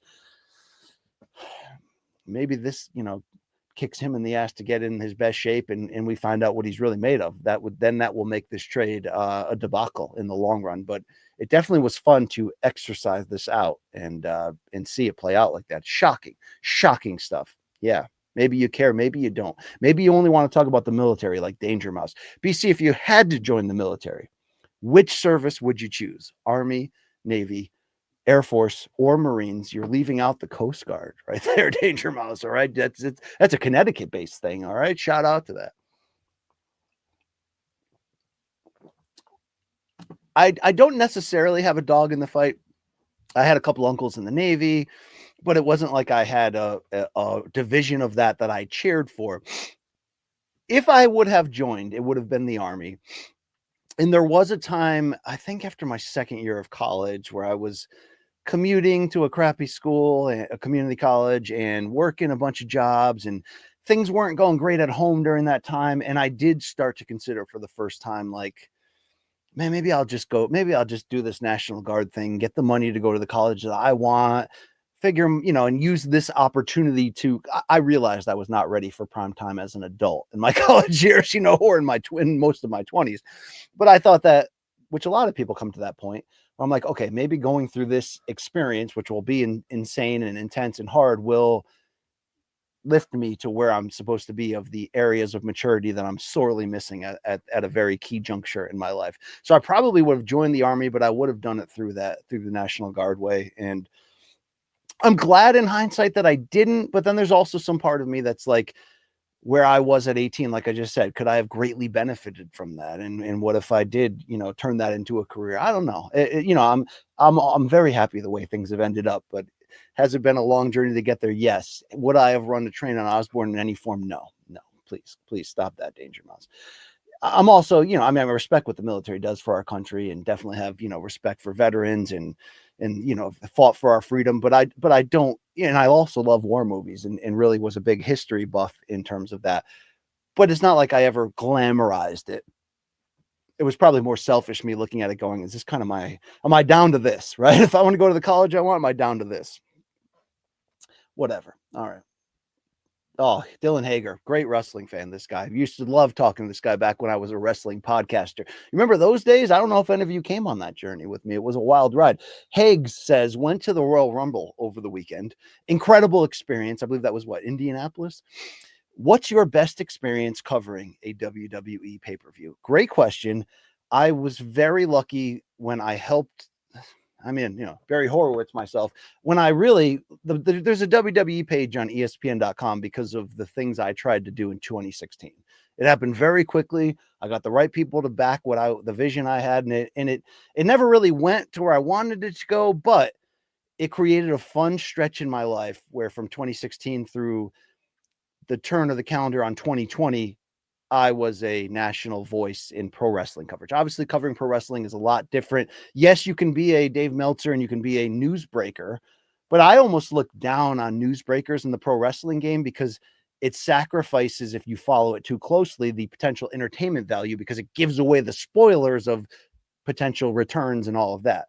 To me, in a sense, even though you can cover pro wrestling in a news sense, to me, pro wrestling coverage is really about reacting to the art, rating it, you know what I mean? Whether you're, scoring matches in a rating system, or just having the form of a podcast to enjoy what we just saw, revel in it, or complain that the creative wasn't up to the level that it should have been. I loved that stretch because pro wrestling podcasting is different than MMA and boxing. It's more theatrical. Sometimes you're almost playing out a character to an even, more aggressive level and doing skits and bits. It was fun. It was really fun. I love pro wrestling interviews too. I love interviewing the sort of mindset of these performers. But through this, because I was with ESPN, and I got the same access when I moved to CBS Sports too, and I appreciated it. The access that I ultimately had to WWE was something I never considered or never thought. And it was, for somebody who grew up being not just a wrestling fan, but like a hardcore, compulsive, addictive wrestling fan, it was a dream come true to cover these WrestleManias, Royal Rumbles, and get the backstage access that was just unheard of. Like, because media didn't have a presence in pro wrestling until right around that time, right? The WWE was the first to kind of have like a press box for the big events, or for WrestleMania and SummerSlam roll out a almost like a Radio Row where you can come and get content for your site and do that. I could give you a lot of stories, in particular the 2017 Rumble. I watched my seat in the Alamo Dome didn't have internet, and I was doing the recap for CBS Sports at the time. Or no, that was ESPN, I think, right before. Maybe that was one of my last gigs at ESPN in 2017. But so they put me backstage, and I essentially watched the Rumble and did my recap from the last room before gorilla position. So like each guy, you don't know when you're watching it what the order is going to be, who's going to come next. Each superstar, whether it was Brock, Undertaker, Roman Reigns, I mean, it was, Rumble will bring out the celebrities. One by one, they're coming into this tiny office that I'm watching it in, talking real quick, making a joke to the other WWE executives, and then going right through gorilla right out. It was some of those memories. You're like seeing how the sausage is made, or, being there for SummerSlam and lingering afterwards as Vince comes out of the office. Like, there are moments there where you're just like, I can't believe I'm part of this, the conversations you overhear. But I had a particular one day that was unbelievable. I'm real close with Jonathan Coachman, who I used to work with at ESPN. And when he was hosting SportsCenter, and really around that same time, a true conduit at bringing WWE coverage to like mainstream sports on TV, and having interview segments and being able to take the SportsCenter desk to the big events. Coach was a real pusher behind that. And there was a story idea I was a part of for the ESPN.com wrestling page that was involved following JBL, John Bradshaw Layfield, and focusing on the stuff he had done in, where does he live? Bermuda, in terms of like building a rugby team at a school with poor kids and giving them an opportunity to grow. It was like a human interest thing. So we got to go to SmackDown. This is the night after the SmackDown, the SummerSlam, where Brock Lesnar and Randy Orton competed in the main event, and Brock cut him open hard way with the forearms over the eye, and there was blood on and no one knew it was a work. So Chris Jericho reportedly got in a fist fight with Brock backstage. So that was this Sunday night, right? That was SummerSlam. This is 2 nights after in the Mohegan Sun, I believe, in Connecticut. And we got, so what time did that? So a SmackDown episode would start at 8 p.m. at that time, I believe. And we got there at like 1 p.m. Got to interview JBL on camera in a locker room setup, got to interview him for the story. And then was just given, because I was with Coach, sort of looked at as one of Coach's guys, given the free reign to just kind of roam backstage for the next 5-6 hours. And when you're sitting in the lunchroom, or the food area where they have catering, and all of these superstars are sitting in tables, it feels like you're in a high school like lunchroom with the different cliques, and the conversations you overhear and the people you get to meet. There was nothing like that. To be able to see them, hours before, put together the match card on the big thing in Gorilla, the big board, and to see, to kind of be standing there backstage as like Vince comes out of the office and Cena comes up, and they're talking about his future and how busy he's going to be. And you're just sort of like, damn, I'm like legitimately here and seeing things I shouldn't. And I remember like Mauro Ranallo was an announcer for SmackDown at that time. So like I crossed paths and saw him in the locker room, or in the tunnel. And as I was talking to him, I think it was Carmella or Becky Lynch, one of them came up to him and was like, Mauro, I'm going to debut a new move tonight. So here's what it's going to be called, and here's the sequence of when it's going to happen. And just, things like that. You're just sort of like, wow, that's kind of wild and random to see. But then you see like Michael Hayes walking around, always dressed like a pimp, and you get to pick his brain for a moment. And Bruno, aka Harvey Whippleman, who was Vince's fast food runner. You get to see all these people behind the scenes. It was wild, Higgs. It was really the moments that the wrestling fan of me will never forget. And I always credit the PR guys back then for really, as long as they trusted you, you got incredible access behind the scenes. So good times, great oldies. There we go. Stephen Thompson here. Wonder Boy's back at it. B Sizzle, did you see Kevin Lee get KO'd in sparring on the video that got leaked? Yes. How sad did it make you? I also saw Kevin Lee's response. So at first it made me sad because you're like, damn, this is where Kevin Lee's at, getting KO'd and sparring. But I believe that it was not only should the video have not gone out, right? Because in sparring, a lot of times you're working on specific skills and, obviously you're trying not to go too hard. And sometimes when it does happen and there are knockouts, it's more of an accident, if anything.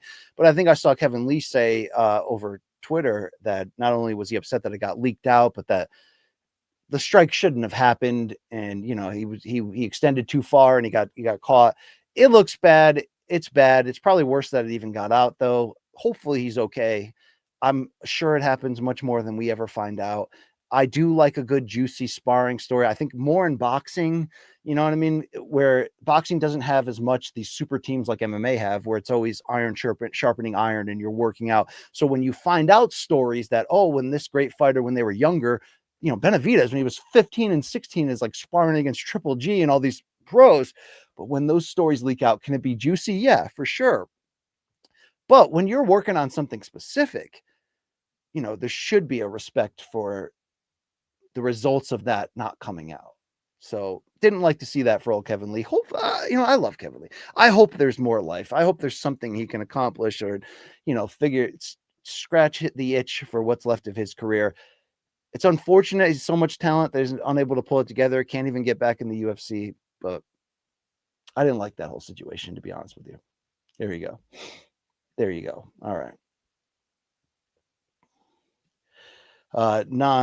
Flying Finn. I thought Kevin Lee would be a star. I think we all did. And I thought when he that head kick of Gregor Gillespie at MSG was one of the greatest modern finishes. And I really thought that was the fight that was going to put the past behind him and allow him to restart it. But unfortunately, is a flawed fighter. Kevin Lee it wasn't like he imploded each time, but he would find ways to get caught with big things at key moments that he shouldn't have. And he couldn't get over the hump, but the talent has always been there for sure. That's why we call him future champion, Kevin Lee. Thank you. Where does Kevin Lee fit into this? GFL apparently jail. Yeah, it's become a hell of a catchphrase. Where does Kevin Lee fit into this? I understand it. There we go. All right. JP Spades is lurking. Wow. This guy's looking through your windows and you're DMing. Brian, were you as surprised as I was to see Morrell fight Benavidez' style of fight? Yep, I mentioned that earlier. He didn't use any angles or lateral movement at all. I feel like Morrell's game plan was completely flawed. Completely flawed is hard to say because, like I said, it's easy in hindsight to say, well, damn, given his skill set and given that he couldn't overcome Benavidez in a lot of those key moments, then in hindsight, did he make the wrong move? You want to say that? I'm kind of saying that anyway. I'm saying, yeah, he probably should have mixed in boxing more. I think, though, ultimately this was inexperience, which was the biggest difference between them when you compared their skills coming in. But I can't sit here and fully damn Morrell for it. Because at the end of the day, Morrell felt like he was going to be able to land the bigger punches, take Benavidez' best shots, and I assume knock him out. And he never stopped trying to do that. So flawed ultimately. Did he learn the hard way? Probably.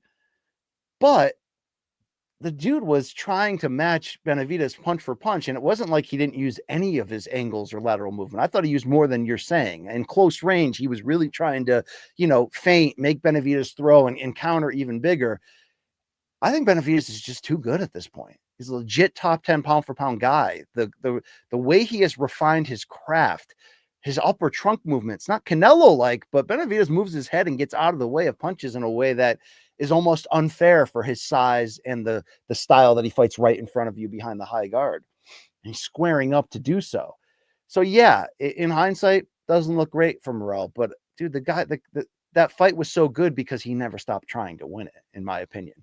And if he felt ultimately like that was the way he was going to announce himself, and maybe he thought that that was the only way he's going to win, then I don't hate on that for sure. But did his inexperience show? Yes, 100%. It was a big part coming in why you had to favor Benavidez, and it turned out to be a big reason why he ultimately lost that. But I can't take it away from him. Now, we're going to talk at length tomorrow, 11 a.m. Eastern, here on the BCX, me and Rafe Bugs. Maybe Rafe Bugs will get out the salt shaker and tell you something different. You're going to tune in and find out, all right? There we go. There it is. Whoomp. There it is. Lazy Bed says Jasmine Jasudavicius is half Lithuanian and from Canada, potentially French Canada. BC, this is your kinfolk. You know, I didn't necessarily connect the dots. The first time I saw her name, did I assume she's probably Lithuanian? Yes. Did I ultimately find out what you said, that she's possibly French Canadian too? That is, yeah, you're right. She is the BC of women's MMA to some degree. I'll give her credit that she's doesn't have a ton of time at 35, but she seems to have figured out how to get the best out of herself. This was a very good win against a good name in Bueno Silva, former title challenger. Yeah, you know, maybe we can connect on it. Maybe I should get an interview with Double J, Jeff Jarrett, Jasmine Jasudavicius there the next time, and we'll talk about that. It's a weird combination to be, you know, half Lithuanian and half French Canadian, but look at us now, right? Look at us now, right? All right, there you go. Thank you, Lazy Bed. This guy, Mitch G, love the support. Thank you, brother.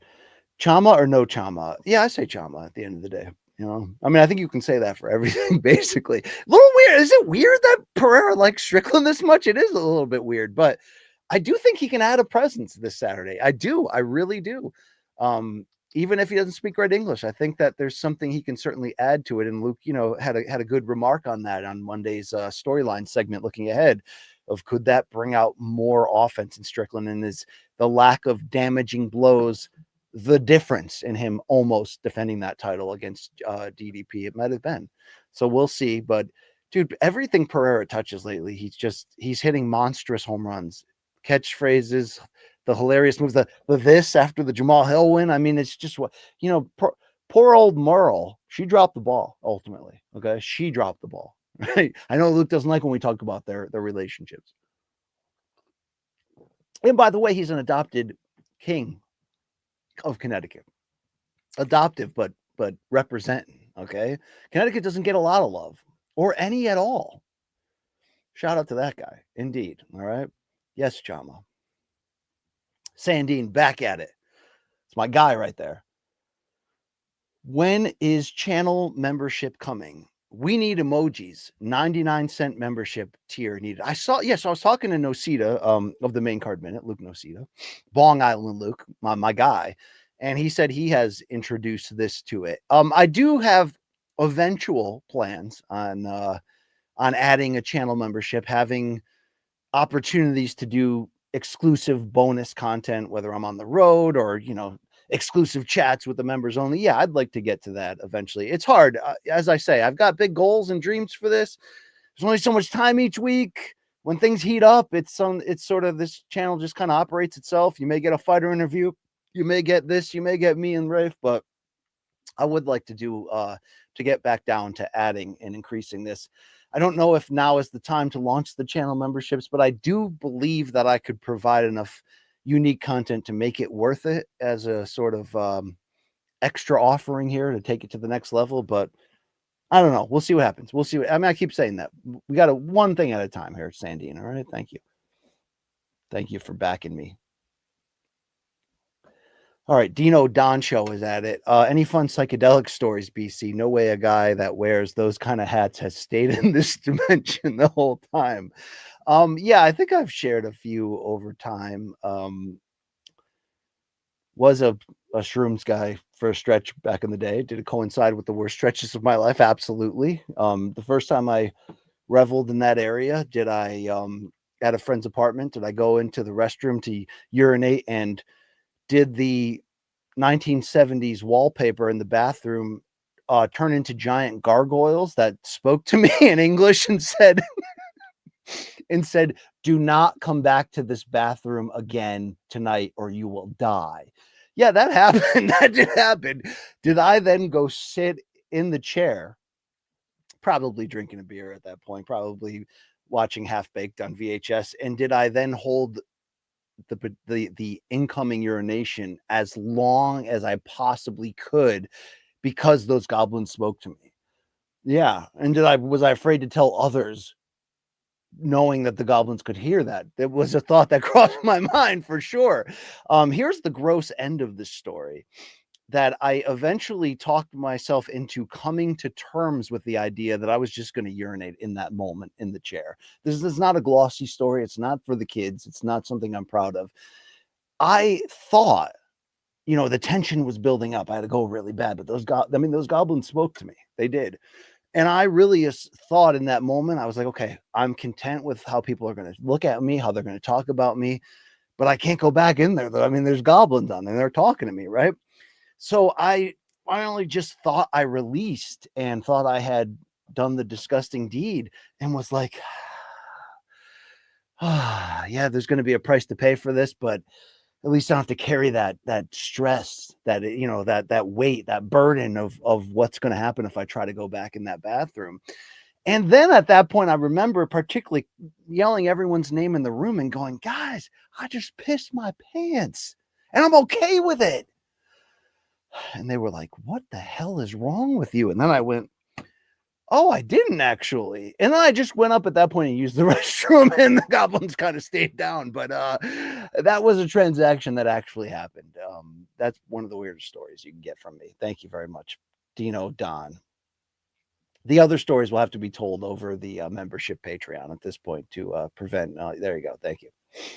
Let's go over to John. John says, does DDP get a rematch if Sean wins via split decision? So that's interesting. What do they do with Hamzat if the trilogy happens? Here's the problem. Like, I got respect for Strickland, as I opened the show saying, he might become a 2-division champion. But the sexier matchup is DDP versus Hamzat, and we probably should already be seeing it right now, but maybe they couldn't make it. No one knows all the details. Can Hamzat even get into this country? I don't know. He can get into Australia. We do know that. But what would happen? Now, this first fight was like literally a coin flip, whatever you preferred, because Strickland did get the better of the striking, certainly volume-wise, but those DDP takedowns were timely. It could have gone either way. What if we get that exact thing happening in the rematch? The thing is, I don't think, unless it was in a commanding fight of the year contender, which is possible, I don't think you would get people being necessarily like, we need to see this right now. I mean, if there is an uncrowned potential champion who we just badly want to finally get the chance to do it, it's Tatiana Suarez, first of all, but it's also Hamzat. So I think if Sean gets the win, they go Sean Hamzat, because then obviously you can still get to DDP Hamzat should Hamzat win that. And then if he doesn't, if Sean wins that, maybe you get to Sean DDP 3 anyway. And then you got to, you know, Hamzat has to go back to the drawing board. But I think Chimaev is going to be next regardless. I also think Strickland can win this, but I'm also picking DDP. And I feel like to some degree, Strickland needs to be careful, because if he's trying to be more offensive and land more showy big shots and is going to alter to some degree what he does best, you better make sure it works. You better make sure you don't get caught up in a brawl against a big, athletic, lumbering, but powerful guy. I don't know if that's going to go perfect for him. Strickland doesn't always obviously fight the way that backs up his words coming in, and he doesn't always fight in a way that people love, but he does push a high pace and is all over you and forces you out of your game plan. So if he wants to keep operating that way, and if he can get wins that way, that might be the best use of his skill set. I never thought he would be this good at doing what he does. And then I watched that Izzy fight, and I got to give him a lot of credit. But that's my take on that. There you go. All right. The Dino Don show is back. I had a summer of shrooms as well. I knew I liked Uncle BC for a reason. That's it. Dino Don adding, on a 2-minute delay, crying, laughing at the goblin story. I mean, the best part about that story was my like full on, like, yeah, I pissed my pants. But not only, you know, if pissing your pants is cool, you can call me Miles Davis, but like, I was like, it's justified, guys. Like, it's, hey, everybody, check it out. I did it, but I avoided those goblins. And, you know, everybody's like, dude, go piss. Like, what are you doing? What's wrong with you? And, you know, I sort of came back to relevance and understanding. But yeah.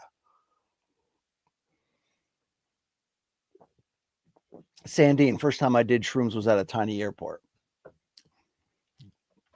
Interesting. I could never try that stuff on a plane. You end up like opening the door, you know, mid-flight or something. It'd be awful. Yeah. Danger Mouse, nothing like walking around the red light district tripping balls. Yeah, I'm sure. Oh, Danger Mouse adding that he first tried that in Amsterdam. I'm sure it ended gross for you. I'm sure you you found your own Osborne there. Thank you very much. All right. let's go over to Bivol 11. Chimaev is the one who deserves the shot. UFC have already said Chimaev can enter the US, so he should fight. Yeah, he's going to get a shot next, I believe. It would really have to be that DDP-Strickland 2 was like slam dunk fight of the year. Like if they produce Gastelum Izzy 1, notice I said 1 right there, right? Notice I said 1. Are you saying there's a chance? I don't know. But, you know, if they produce that, you may have to change the plan and wait a little bit. I don't know. All right. Yeah.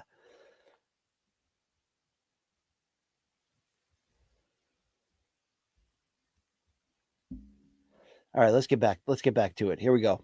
This one's from Brantendo. Dude, Brantendo 64 is my guy. California's finest. Thank you for supporting the chat, Brantendo. All right. This guy has probably seen Bisping take his eye out. He might have even touched the ball for all we know. Did you? Brantendo says, who is the smallest person in the UFC? Well, this is one of the better questions of all time. Who is the smallest person in the UFC that you truly believe could kick Luke's ass? We have to come to terms with Luke here. Like Luke's not completely out of any of these fights because, you know, he did roll for 10 years. He is a technical guru in terms of his specifications of analysis. He's big. He's probably pretty tough, right? He's been through a lot in life. But his stamina's got to be not great right now. I mean, I don't think mine would be great either. But, you know, I would certainly like, you know, if I said the wrong thing at the wrong time and suddenly Luke and I were, you know, at Adesanya Gasteluming ourselves, you know, I'm going to bank on that I can out stamina him.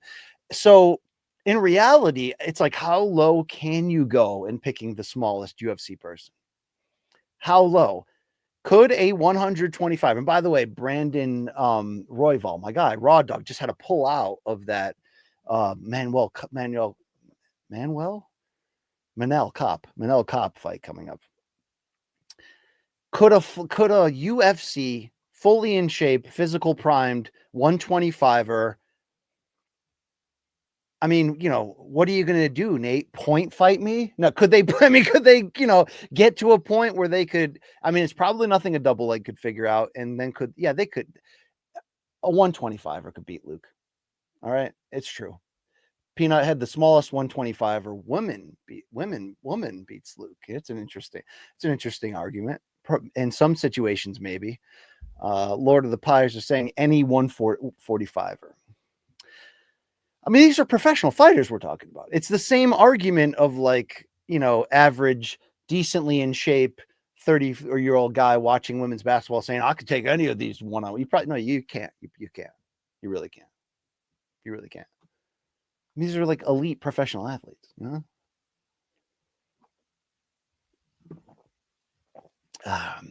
You fancy a fistica. Isn't Baba moving to Austin? That's wild. Wow. There we go. All right. Big snow coming in Connecticut. Take care of yourselves. All right. There we go. Stamp Fairtex bodies Luke with a liver kick. Probably. I mean, we are civilians, right? Yes, probably. Luke's also 45 years old. Okay. All right. Body for days, though, as many an Amtrak employee have told him at times. There we go. That was a great question, though, Brantendo. Thank you for playing. Jay Allen, my guy. That's my guy right there. Loves some old school box. Maybe even loves old box. You know, maybe he likes Cougars. Who knows? What up, BC? Larry Holmes versus Lennox Lewis. This is one of the better mythical matchups in, you know, heavyweight boxing. Heavyweight historic mythical matchups is like one of the best conversations that I have in my head and with others. It's like, come by my fire pit in the backyard. We'll crack open some. We'll sit in the 8th row. We'll bring out a mini speaker and probably put on sticky fingers by the stones, and we will debate this. And I think Larry Holmes, Lennox Lewis is like the ultimate Spider-Man meme in a lot of ways of the two of them that have roughly the same body, roughly the same skill set. Certainly different in some ways, but is such a pick-em matchup. These two are in the top 6 of the best heavyweights of all time. Like, yes, you know, even though Larry Holmes predated the super heavyweight era that I do believe Lennox Lewis ultimately kind of kicked off, and we're still in that today when you consider that the elite heavyweights of the past decade have been 6'9" Fury, 6'7" Wilder, 6'6" and Jack Joshua, and so many others in and around that. That Lewis is big enough and has the weapon he needs, which is the greatest jab in boxing history, to mythically be in there and be competent against any heavyweight in history. Yes. For as much as Larry was unspectacular to a certain degree, he was absolutely the real deal in there and could string together some quotes and wasn't afraid to be salty, and especially when he was approaching Rocky Marciano's 49-0, he was very salty. I like Lennox Lewis's knockout ability a little bit more. Could you argue that maybe Larry Holmes top to bottom fought better competition? I don't know. That's hard to. I mean, you could argue it, certainly. Yeah. I would take Holmes's chin in this matchup. I would think that Holmes, if you told me ahead of time this is a brawl, I'm leaning on Holmes. But Lennox, you know what? I got to take Holmes in this matchup, and he's going to grit it out, and it's going to be a close fight.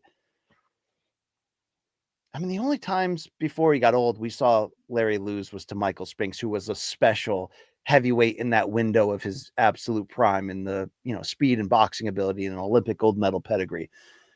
And those fights were both really close, and you could flip a coin in a sense on who won that.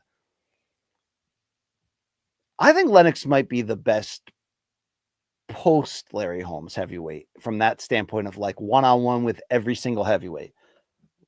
Lennox, yeah, because I always want to leave in my back pocket the wild card of being able to say that for as up and down as Riddick Bowe's heavyweight career was. By the way, I saw Riddick Bowe ringside. He was there at Benavidez-Morrell.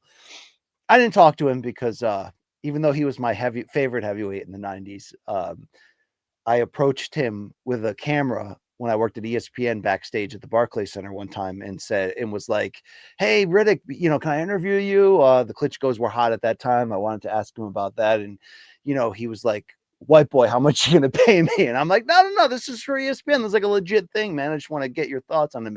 Big fan. And he was like, "Yeah, but how much you going to pay me?" I'm like, I'm not going to pay you. That's what's going to happen. And then he grabbed me really hard by the arm and he brought over his boys like, "This honky thinks he's going to interview me." And it got really weird. And it really was one of those rare, like, don't meet your heroes moments. And, Riddick has had a rough life to some large degrees, particularly post career. So I don't hold it against him for life, but it was an awkward moment. And then he agreed to do the interview. And then I couldn't even post it because it was so out of control with him. Like, "I'll knock out Lennox, or I'll knock out Klitschko's in the same night right now." And it's like, no, you won't. But the night that Riddick Bowe beat Evander Holyfield in the first fight of their epic 90s trilogy, one of the best heavyweight fights of all time, that version of him, I always say, is a sneaky choice when you're talking about the best night of their lives in this conversation, in this category of pairing people, because an in-shape 6'5" Riddick Bowe with knockout power, a great chin, and infighting ability stands up against anyone.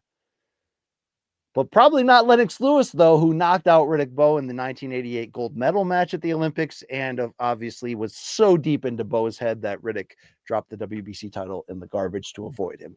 So I think that confirms Lennox Lewis, the best heavyweight since Larry Holmes. But I'm going to lean Larry Holmes, or your mileage may vary. Another Luke Thomas catchphrase that we're just wearing out right here, okay? Just wearing out. There we go. How are we doing here? We're rolling. We are on a roll here. All right. You may not like it. I don't know if you like middle-aged men who talk in circles, but this is what I do. Okay. Lazy Bed, thank you for the support. Can't wait for UFC Fight Island in the Gulf of America. UFC Greenland coming your way soon. All right. The times we live in right now, it doesn't even matter what side you're on of any of these sides. The times we live in are out of control right now. All you can do is keep your own head. That's what I've figured out. I'm acquiring an island, Dana told Brett Okamoto. Remember that interview? He was unhinged in that. I really always thought he meant like I bought Epstein Island and I'm putting an octagon outdoors right in the middle of it. Like that would have been even if he had pulled it off for one, and I get all the reasons why he didn't do it, and he's probably right in those reasons because it's all production technology why you wouldn't do that. the issues you could have of doing a outdoor fight card like that on a random island. But imagine peak pandemic if he had actually bought a small island and put a octagon outside. That would have been the most iconic, badass looking thing of all time. It really would have. It would have been Bodog fight level when they fought in that Central American beach. You know what I'm talking about? I hope you do. Okay, Lazy, but also saying BCLT, the MK sandwich, bacon, cheese, lettuce, and tomato. I can get down with the BCLT, or I can also get down with the greatest sandwich ever that I've invented myself, apparently, that I talk about on this program a lot. And if you haven't tried peanut butter and American cheese, that's on you, because you're all going to say that's disgusting, BC. All right, we don't want anything to do with it until you try it. Maybe you guys didn't want anything to do with me on MK until you tried it. All right, not like you had a choice. I give Luke a lot of credit. Luke had the balls and the insight to pick me, to try this out, to go for it, because this was a huge opportunity. I mean, he left MMA fighting at the controls of the aerial empire that he had left behind. I get that it wasn't perfectly a perfect fit for Luke, and it's why it didn't work out. But for him to go change gears and go, no, I'm going with this guy, and we're going to do this boxing and MMA show at the same time, that was sacrilege. Now that's the standard. Now that's almost your expectation to some degree. All right. I mean, chicken and egg. Who needed each other more? Maybe we both did equally. Okay. Maybe combat sports needed us. All right. It's nothing like, romanticizing your own story. And I mean, I do it on a daily basis. American cheese equals plastic. Yeah, but the idea, Danger Mouse, of the peanut butter and cheese sandwich, it really only works with the taste of American cheese, because I think it's the American cheese that complements the peanut butter so well in ways that none of you are willing to understand or try, right? Oh, Sandine says, look, he said, I've tried it. Well, what do you got, Sandine? All right, what do you got? What does he got? I got Dusty Cole to try peanut butter and cheese and haven't heard from him since. I don't believe you. All right, I really don't believe you. Okay. I think it could change your life. I'm not saying it's the best sandwich out there. All right, it's not like a roast beef sandwich with a side of gravy. Like it's not that good. But there we go. All right, let's get back to it. Let's keep jamming here. Let's hear from AZ Race. Thank you, as always, for supporting this here chat. Okay. This is weird, but it's in my wheelhouse. All right, and you keep showing up for it. Can we have a documentary on BC getting his bachelor's degree? BC gets a BD with that BDE. So yeah, so I came pretty damn close to a bachelor's degree without getting one. Look, it was a really bad decision to drop out of college, but as I've explained here multiple times, it was the right decision in terms of where my head was at. But yeah, it would be a hell of a, if we could only, we're not that far away from being able to get Jake Von Amsterdam back in the scene on a regular basis to potentially put the idea of the MK docs, if you like that. And I get they're not for everybody. I get it mostly because you look at how many times they've been viewed. It doesn't appear that they're for everybody of the regular core MK audience. But if we can get that going, I thought the best documentary we ever did was the last one where we went to my factory town. We went to Luke's house. We went all over. Yeah, I love this. I like this AZ Rays. I like this angle, the storyline that you're putting out there. BC going back in time. I do have I have an associate's degree for what that is worth. It's sort of like it'll get you in the front door, but then you got to go the long way to stay there, But me going back and getting that BD with this much BDE, oh wow, that'd be a hell of a human interest story. Damn, those documentaries, as weird as they were, as gratuitous and unnecessary as they were, are still the most fun I've ever had in an MK uniform. By far. I mean, we're doing really bad skit comedy in those, and it's great. But also we're touching on very real behind the scenes storylines of that were happening. It's brilliant.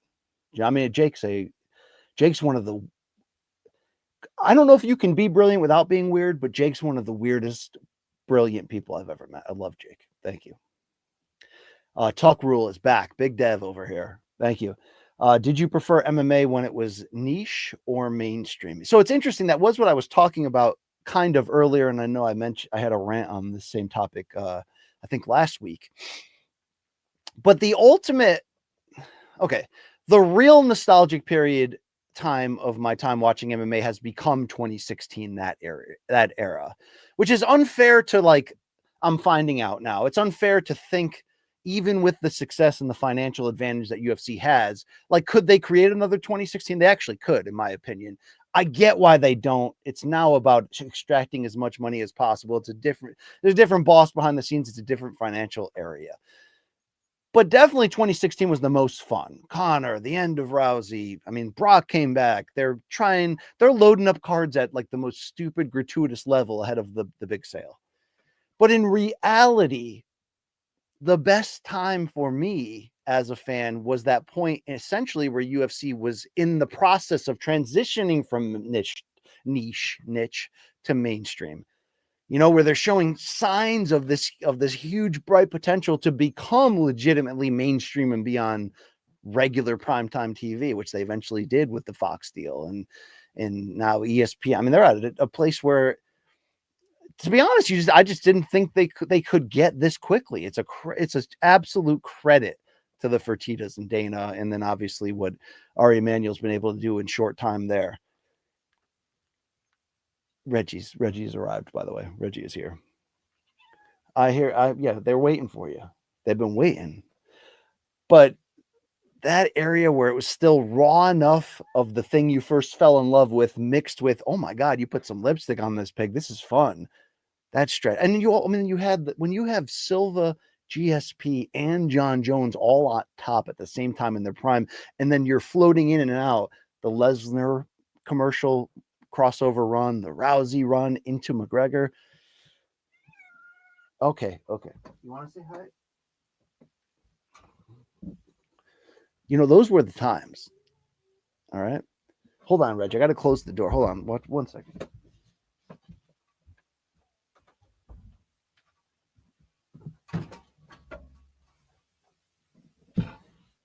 All right. Thank you for that. Thank you for waiting on that. Hopefully you talked amongst yourselves in the chat, you know, enough with the racism and the, there we go. Okay. We got some more. We're jamming. We're on the tail run here, but we're still jamming. Okay. This is from George Garcia. George, thank you for supporting this here chat. Thank you. This may be the first time I've said your name on this, but hopefully it won't be the last, unless I insult you like Luke. Luke attributes his broad vocabulary, says George Garcia, to books he has read, but you don't become a writer for CBS Sports without being as articulate as you are either. Oh, wow, George Garcia getting my back right here, helping to write my backstory with me. What's the secret? Are you a big reader?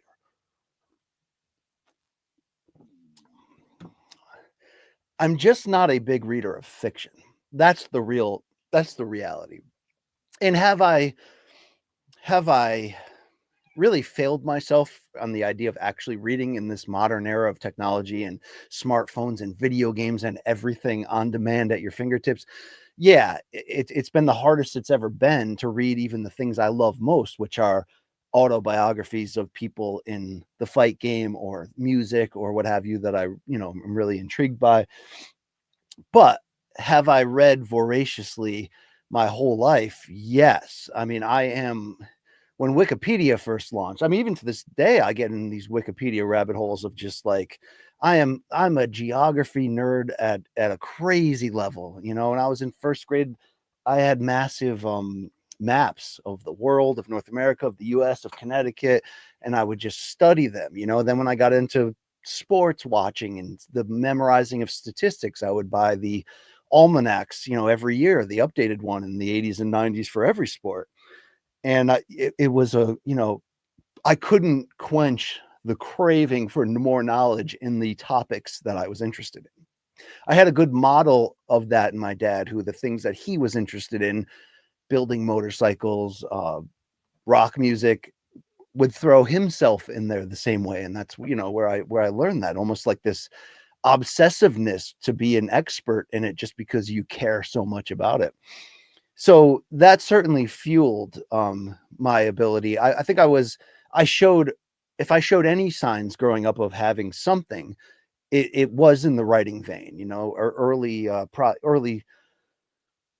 things that I had to do in that area of learning how to write and write short stories or whatever, creative writing in general, I always thrived in. So it wasn't a stretch for me in high school to get into journalism and sports and start writing for my newspaper in high school and kind of get that was part of the fuel for me dropping out of college, was the idea that I was already working for multiple newspapers at the time and was kind of like already in line to kind of do that professionally, and was already doing that. So um, I'll definitely credit a love of sports journalism as a kid, an obsession with newspapers, having my grandfather have been the production manager at one, and it definitely allowed me to kind of become savant level in sort of the things I was super interested in and put some words together. And look, I love writing still. I'm happy that it's 2025 and I'm still getting paid at a very high national,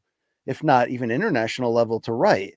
I don't feel like, though, that I've been able to, in the past decade, like focus on this part of my game. I know I do it competently. I know there's times when I really roll up the sleeves that I can take it to another level. It's just hard in this era where the written word isn't valued as much, that it not only became a smart move to pivot toward podcasts and the idea of being on camera at the times that I did, because that's where the industry was going. I naturally would have done that anyway, because I feel like I have better strengths in those areas. But sometimes I do wonder if I kind of didn't do that, and if I just stayed in writing, I probably wouldn't have made as much money, or maybe even have stayed employed as long. But there is something about that. I romanticize the idea of really pouring yourself into the writing art aspect of this craft. The rewards are higher. You know what I mean? Like when you've given the best of the whatever the assignment was. So whatever. We all have our nerd ways of getting into things. Luke was more of the drama club, mathlete, pedantic, voracious reader, and still is today. I just never could have the attention span for fiction reading on the level I did for visual and movies and all that. So it's easy to reframe that under the guise of this factory town guy who is from a redneck dirt hole back down. Yeah, hardworking. Yeah, so it's easy to look at it as I'm paired with a guy who reads, and I don't read at all, but I just read different things, really. I mean, there's nothing that inspires me more than reading the story of somebody that I respect in entertainment or in, sports or what have you. And sort of, I think that's why when the podcast boom started, that, pro wrestling podcasts were so popular right away, because it was all old wrestlers telling stories about life on the road and all, kind of taking the curtain and letting you see in. But I think what I took from those so much is, you just pick out their levels of perseverance, or how people have reinvented themselves. And, and even though I'm playing a version of myself publicly in front of the camera, I do look at it as entertainment, only almost like acting, like when I'm preparing to call fights, I know that's not a regular version of me. That's not the me cracking jokes or making, people want me to go on there and tip to tip and stuff, but it's almost like I'm acting and playing a role in that. That's sort of how I've always looked at it. So it was easy to kind of listen to a lot of these old wrestlers tell the stories of how they persevered and kept their characters fresh. And it's been interesting to kind of be where I am in these times, starting in newspapers and seeing how quickly things have changed. I'm happy to still be relevant and still have evolved with the times, but I do worry that there's going to come a time soon when I not age out, but when I'm sort of like, oh, the business is going this way and I just don't want to go that way. That's certainly, I think I'm doing okay right now though. So let's keep grinding. Let's keep reaching for the stars. I mean, it is possible. You got to get out of your own way. You got to figure out how to sharpen the knife that is you and get yourself to the most ready and prepared way. But you got to commit mentally to getting there, because it's not going to be easy and it's not going to be overnight. But you got to also fight for your dreams. I mean, do you want to be happy at the end of the day? Yeah, sometimes you got to do what makes the most sense, with practicality, but also you have options in this life. You can go down the lane that brings out the best of you and allows you to double dip, doing something that is both your pleasure and your greatest interest and the thing that's also paying your bills. But aligning that is where the work is in the wilderness, and that's when you're going to hit those walls and be like, is this worth it? Do I really want this? Sometimes you got to look at the alternative. I don't have anything against people that are doing jobs they hate because that's the most money they can make and that's how they're going to prepare for their family. But you can't tell me they put their head on the pillow and are happy at the end of the day. I think once people realize what's possible within them and that the path to get there is possible, that's when the good stuff starts happening. Get after it. I mean, are you coming on or not? You know what I mean? Like what's going on right now? It could be over tomorrow. So you might as well get after it, right? All right. Thank you. We've hit that one. Thank you on that one.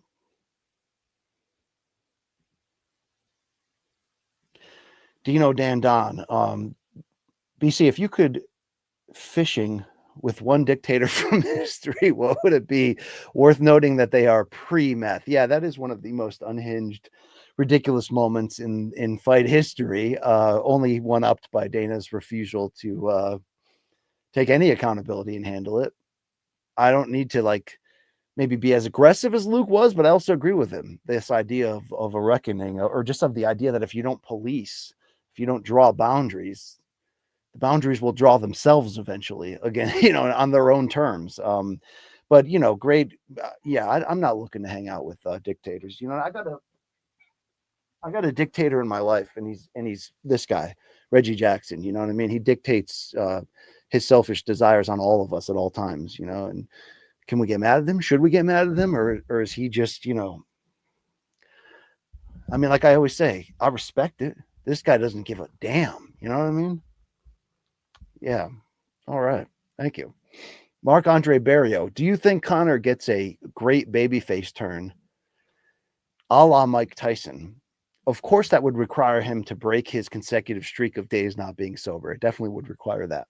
So what you're actually asking right now, does Conor have another face turn in him? Does he have another run as a guy we embrace? I'm very quick, even with Conor's repeated missteps in years that have elevated to this point where it's like, holy shit, he's a caricature of himself. Did you guys see that video, by the way, on the latest? I don't listen to Logan Paul's Impulsive. Is that the name of it? The podcast he does with Mike Majak. I don't know if I'm saying that right, but I know that guy's from Connecticut, and I know that guy has an incredible comeback story himself. So I'll always say what's up to that. But Logan Paul was like, did you see the video of us at the inauguration? And Conor's talking this shit.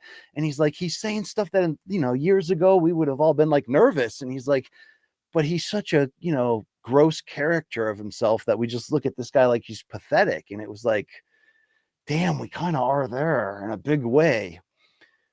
But guys with dynamic personalities like him, you want to give second chances almost. It's like you're cheering for him to clean his image up so that we can cheer him again. Jon Jones, to some degree, it's like Jon's stepped in a lot of stuff and caused a lot of issues.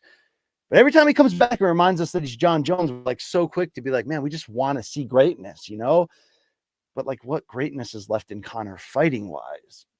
Not much outside of getting back into great shape, starting to say the right things again. I mean, we did quickly embrace the face turn ahead of that Cowboy fight. And in hindsight, that may have been some gross PR aggressive. Let's try anything to get the focus off of the allegations against him. And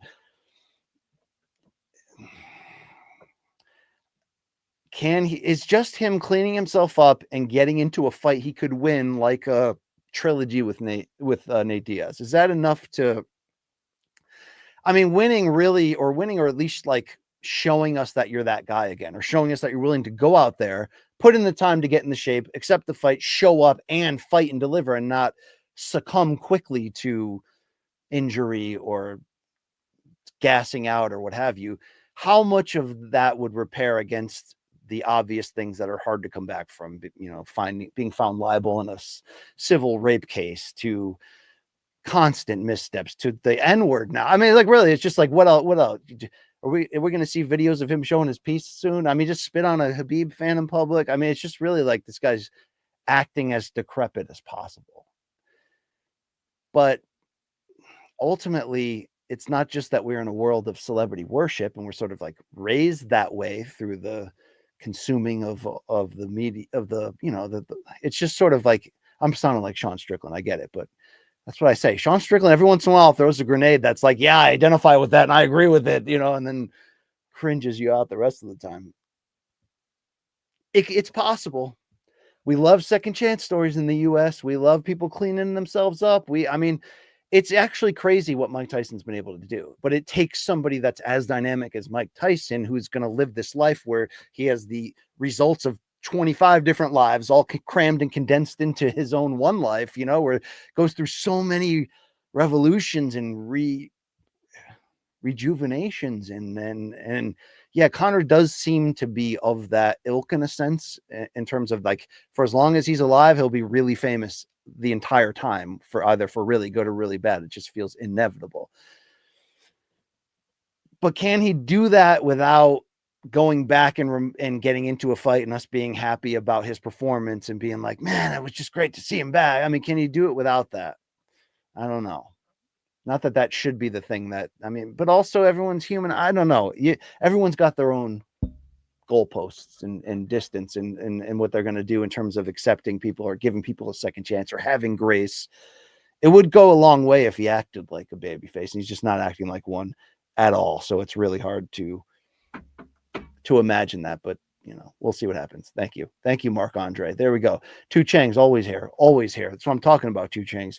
Fulton was a 3-1 dog and won. What's next for him, dude? That was such a, like, when you ultimately, no matter who the athlete is, we want comebacks, right? And then, like, and I've always loved Stephen Fulton, loved interviewing him, love his personality, but like we talked about in the coverage of leading into that fight, he didn't look confident at all this whole week, and he was becoming a deeper underdog. And we'd seen the last two fights and the bad performances, and we'd question whether he's like a legit featherweight.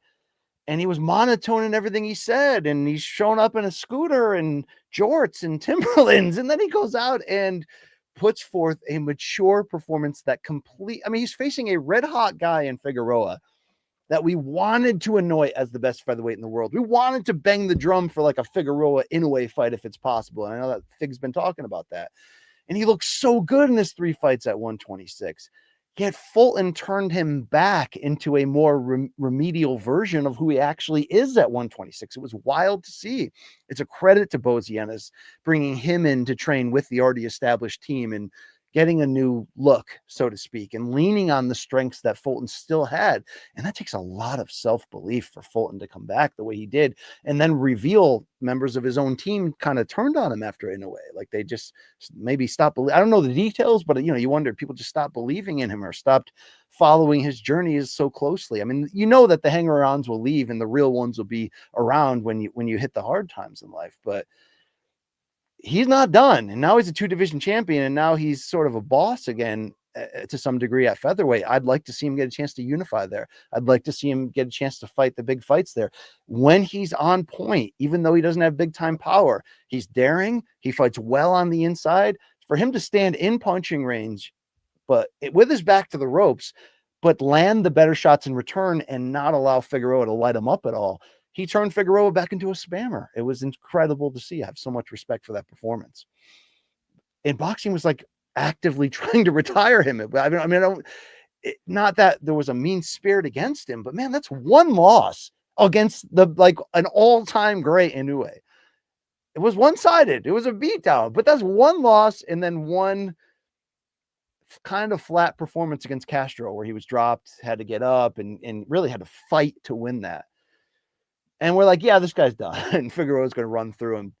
Anyone out there that threw on the underdog, like it's one thing to cash in when you take a gamble, when you take a flyer on somebody, but when that person kind of makes you feel good in their performance too, that's the ultimate. That's the double dip right there. So that's what I'm ranting about. That's what I'm talking in circles about. Okay. Yeah. Thank you. Danger Mouse. What do you got for me? Okay, BC, what's your favorite war movie as you've mentioned it? Mine is Zulu. My favorite war movie is 1917. That's why I have the I think that's one of the greatest movies I've ever seen. I get that when you're comparing that to the other great war movies, it's a little too right, it's a little too convenient, or I don't want to say predictable because that's not the right answer.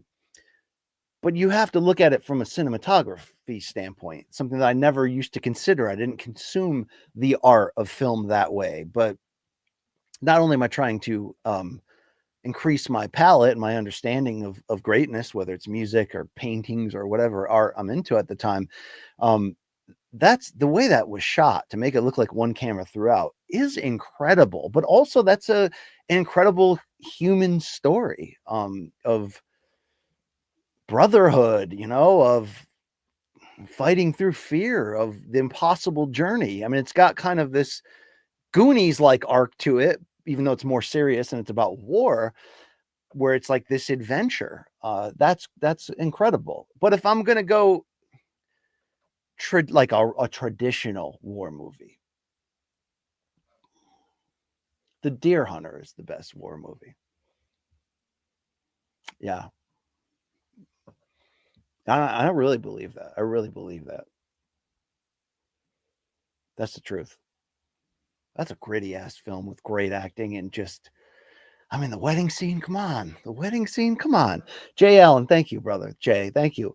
What's your top 4 '90s heavyweight matchups that did not happen? Great question. I think number one might actually be number two is I'm going to put Riddick Bowe Lennox Lewis. And number one, I think from a curiosity standpoint, and they were trying to do this, was George Foreman versus Mike Tyson. They had joined together in the early 90s on the same HBO card, which, is an old boxing trope to put people on. They're going to do it with Haney and Garcia in Times Square in May. Turkey's doing it. You put two guys that are supposed to fight each other on a collision course on the same card, and then you get to gauge their performances, and all play all that game. But that didn't happen. I'm going to go Tyson Foreman, number one. Bo Lewis deservedly at number two. I mean, obviously, Riddick Bowe versus Mike Tyson would be a great answer to put on here. It's just that they're both from Brownsville. They never really wanted it to do that. But still, it's got to be on here. I mean, that's two of the biggest faces and the greatest of this era, even though 90s Mike was certainly much different than prime 80s Mike.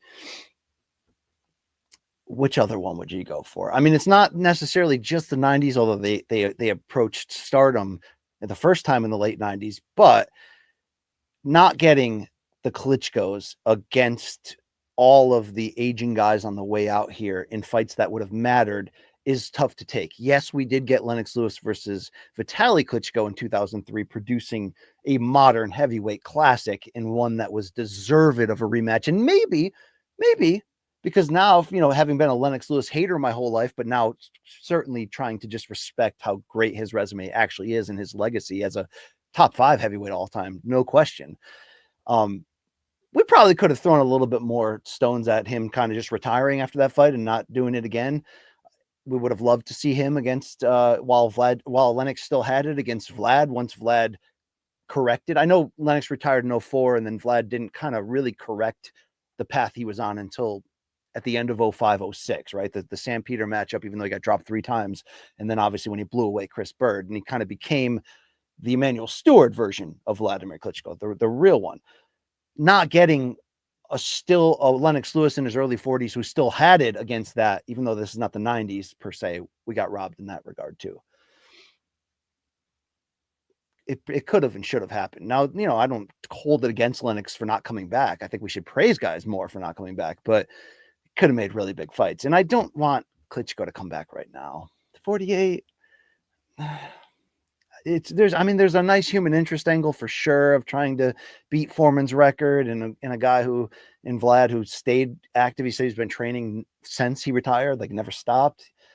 But I don't know, I don't be like in a different era, we might need a fight like that just for human interest and for a spectacle. We're in the Turkey era where heavyweights get served first and foremost, you know? All right, let's take it downhill. Okay. We are live we're gonna get inside of the box tomorrow, 11 a.m. Rafe Bugs and your boy BC, live and direct. If you don't have to join live, but it's fun. It's more fun. I've found it's more fun to do that show live. I like getting your jokes and quirks in there, whatever we're saying. Yeah, there we go. Okay, let's play out the paid ones here. And I appreciate you guys for paying, for supporting. That guy sliding in from, I think, from down under, right? BC, which culture will Conor be insulting next? Latinos, Asians, or Eskimos? I mean, yeah, like really in every single category, the dude's just trending downhill in a dive. It's really hard to watch. And, you know, if he was a decrepit dirtbag human, but still fighting and still entertaining us, you'd still rightfully have people being like, yeah, but I don't support this guy.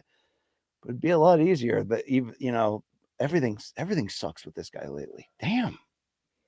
I mean, when you dabble in the lanes we assume that he's endlessly dabbling in, it makes, you know, it makes the fruit on the tree become rotten. Okay.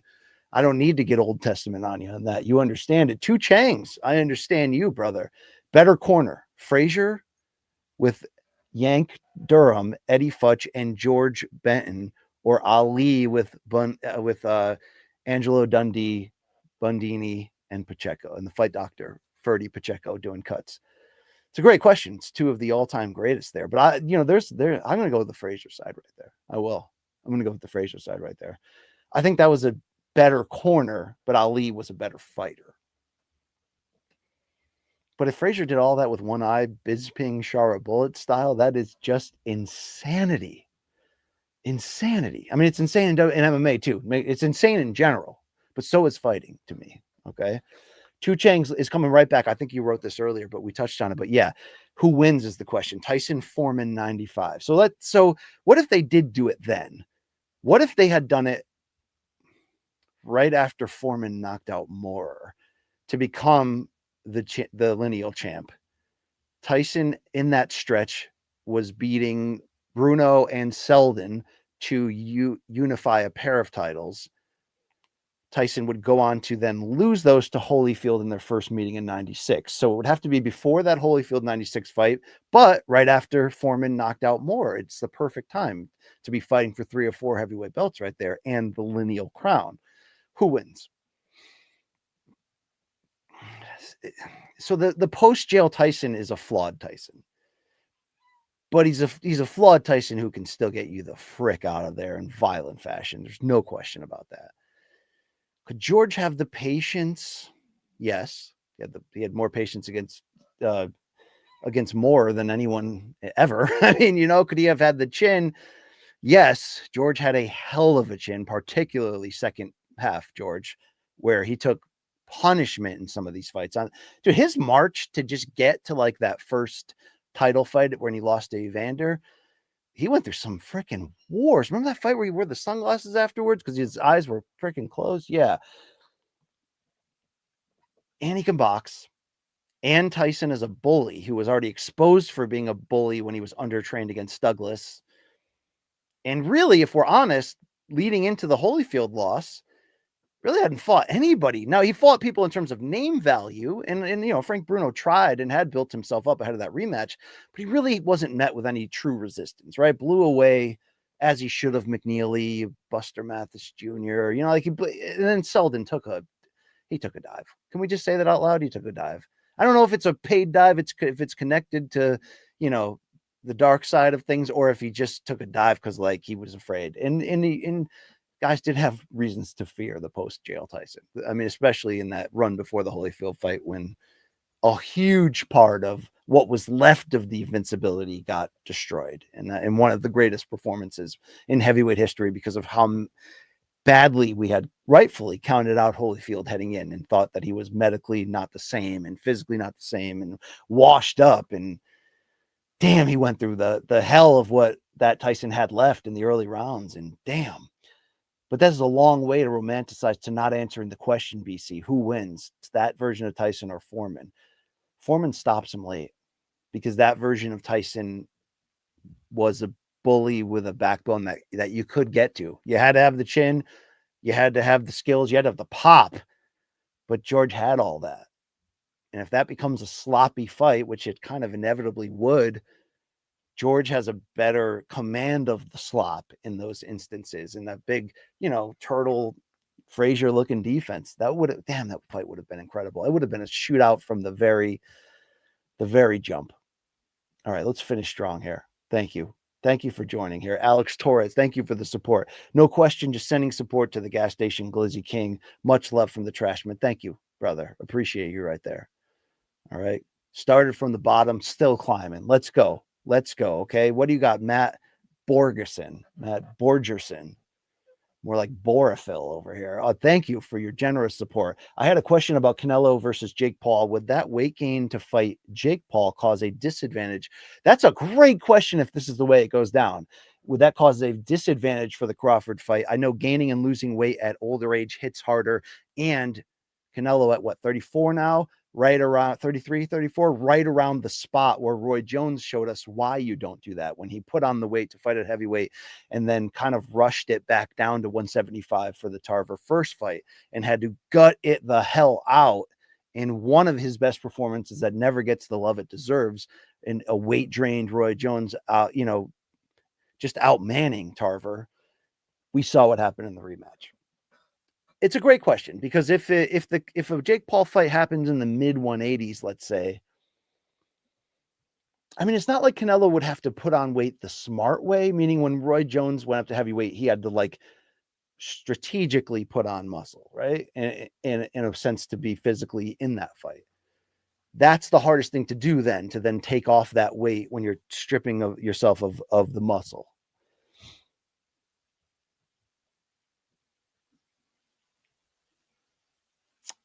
I don't think he would have to reinvent his body, is what I'm trying to say. And I think he'd still go out there and get the job done. So I don't think it would be an issue really at all, because Canelo probably walks around that, right? So you kind of just don't have to cut ultimately. Look, does Jake have power? Is Jake big? Is he a decent athlete? Yes. But people have said it, and I agree with it. If Canelo decides not to let him live in that fight, it's going to look like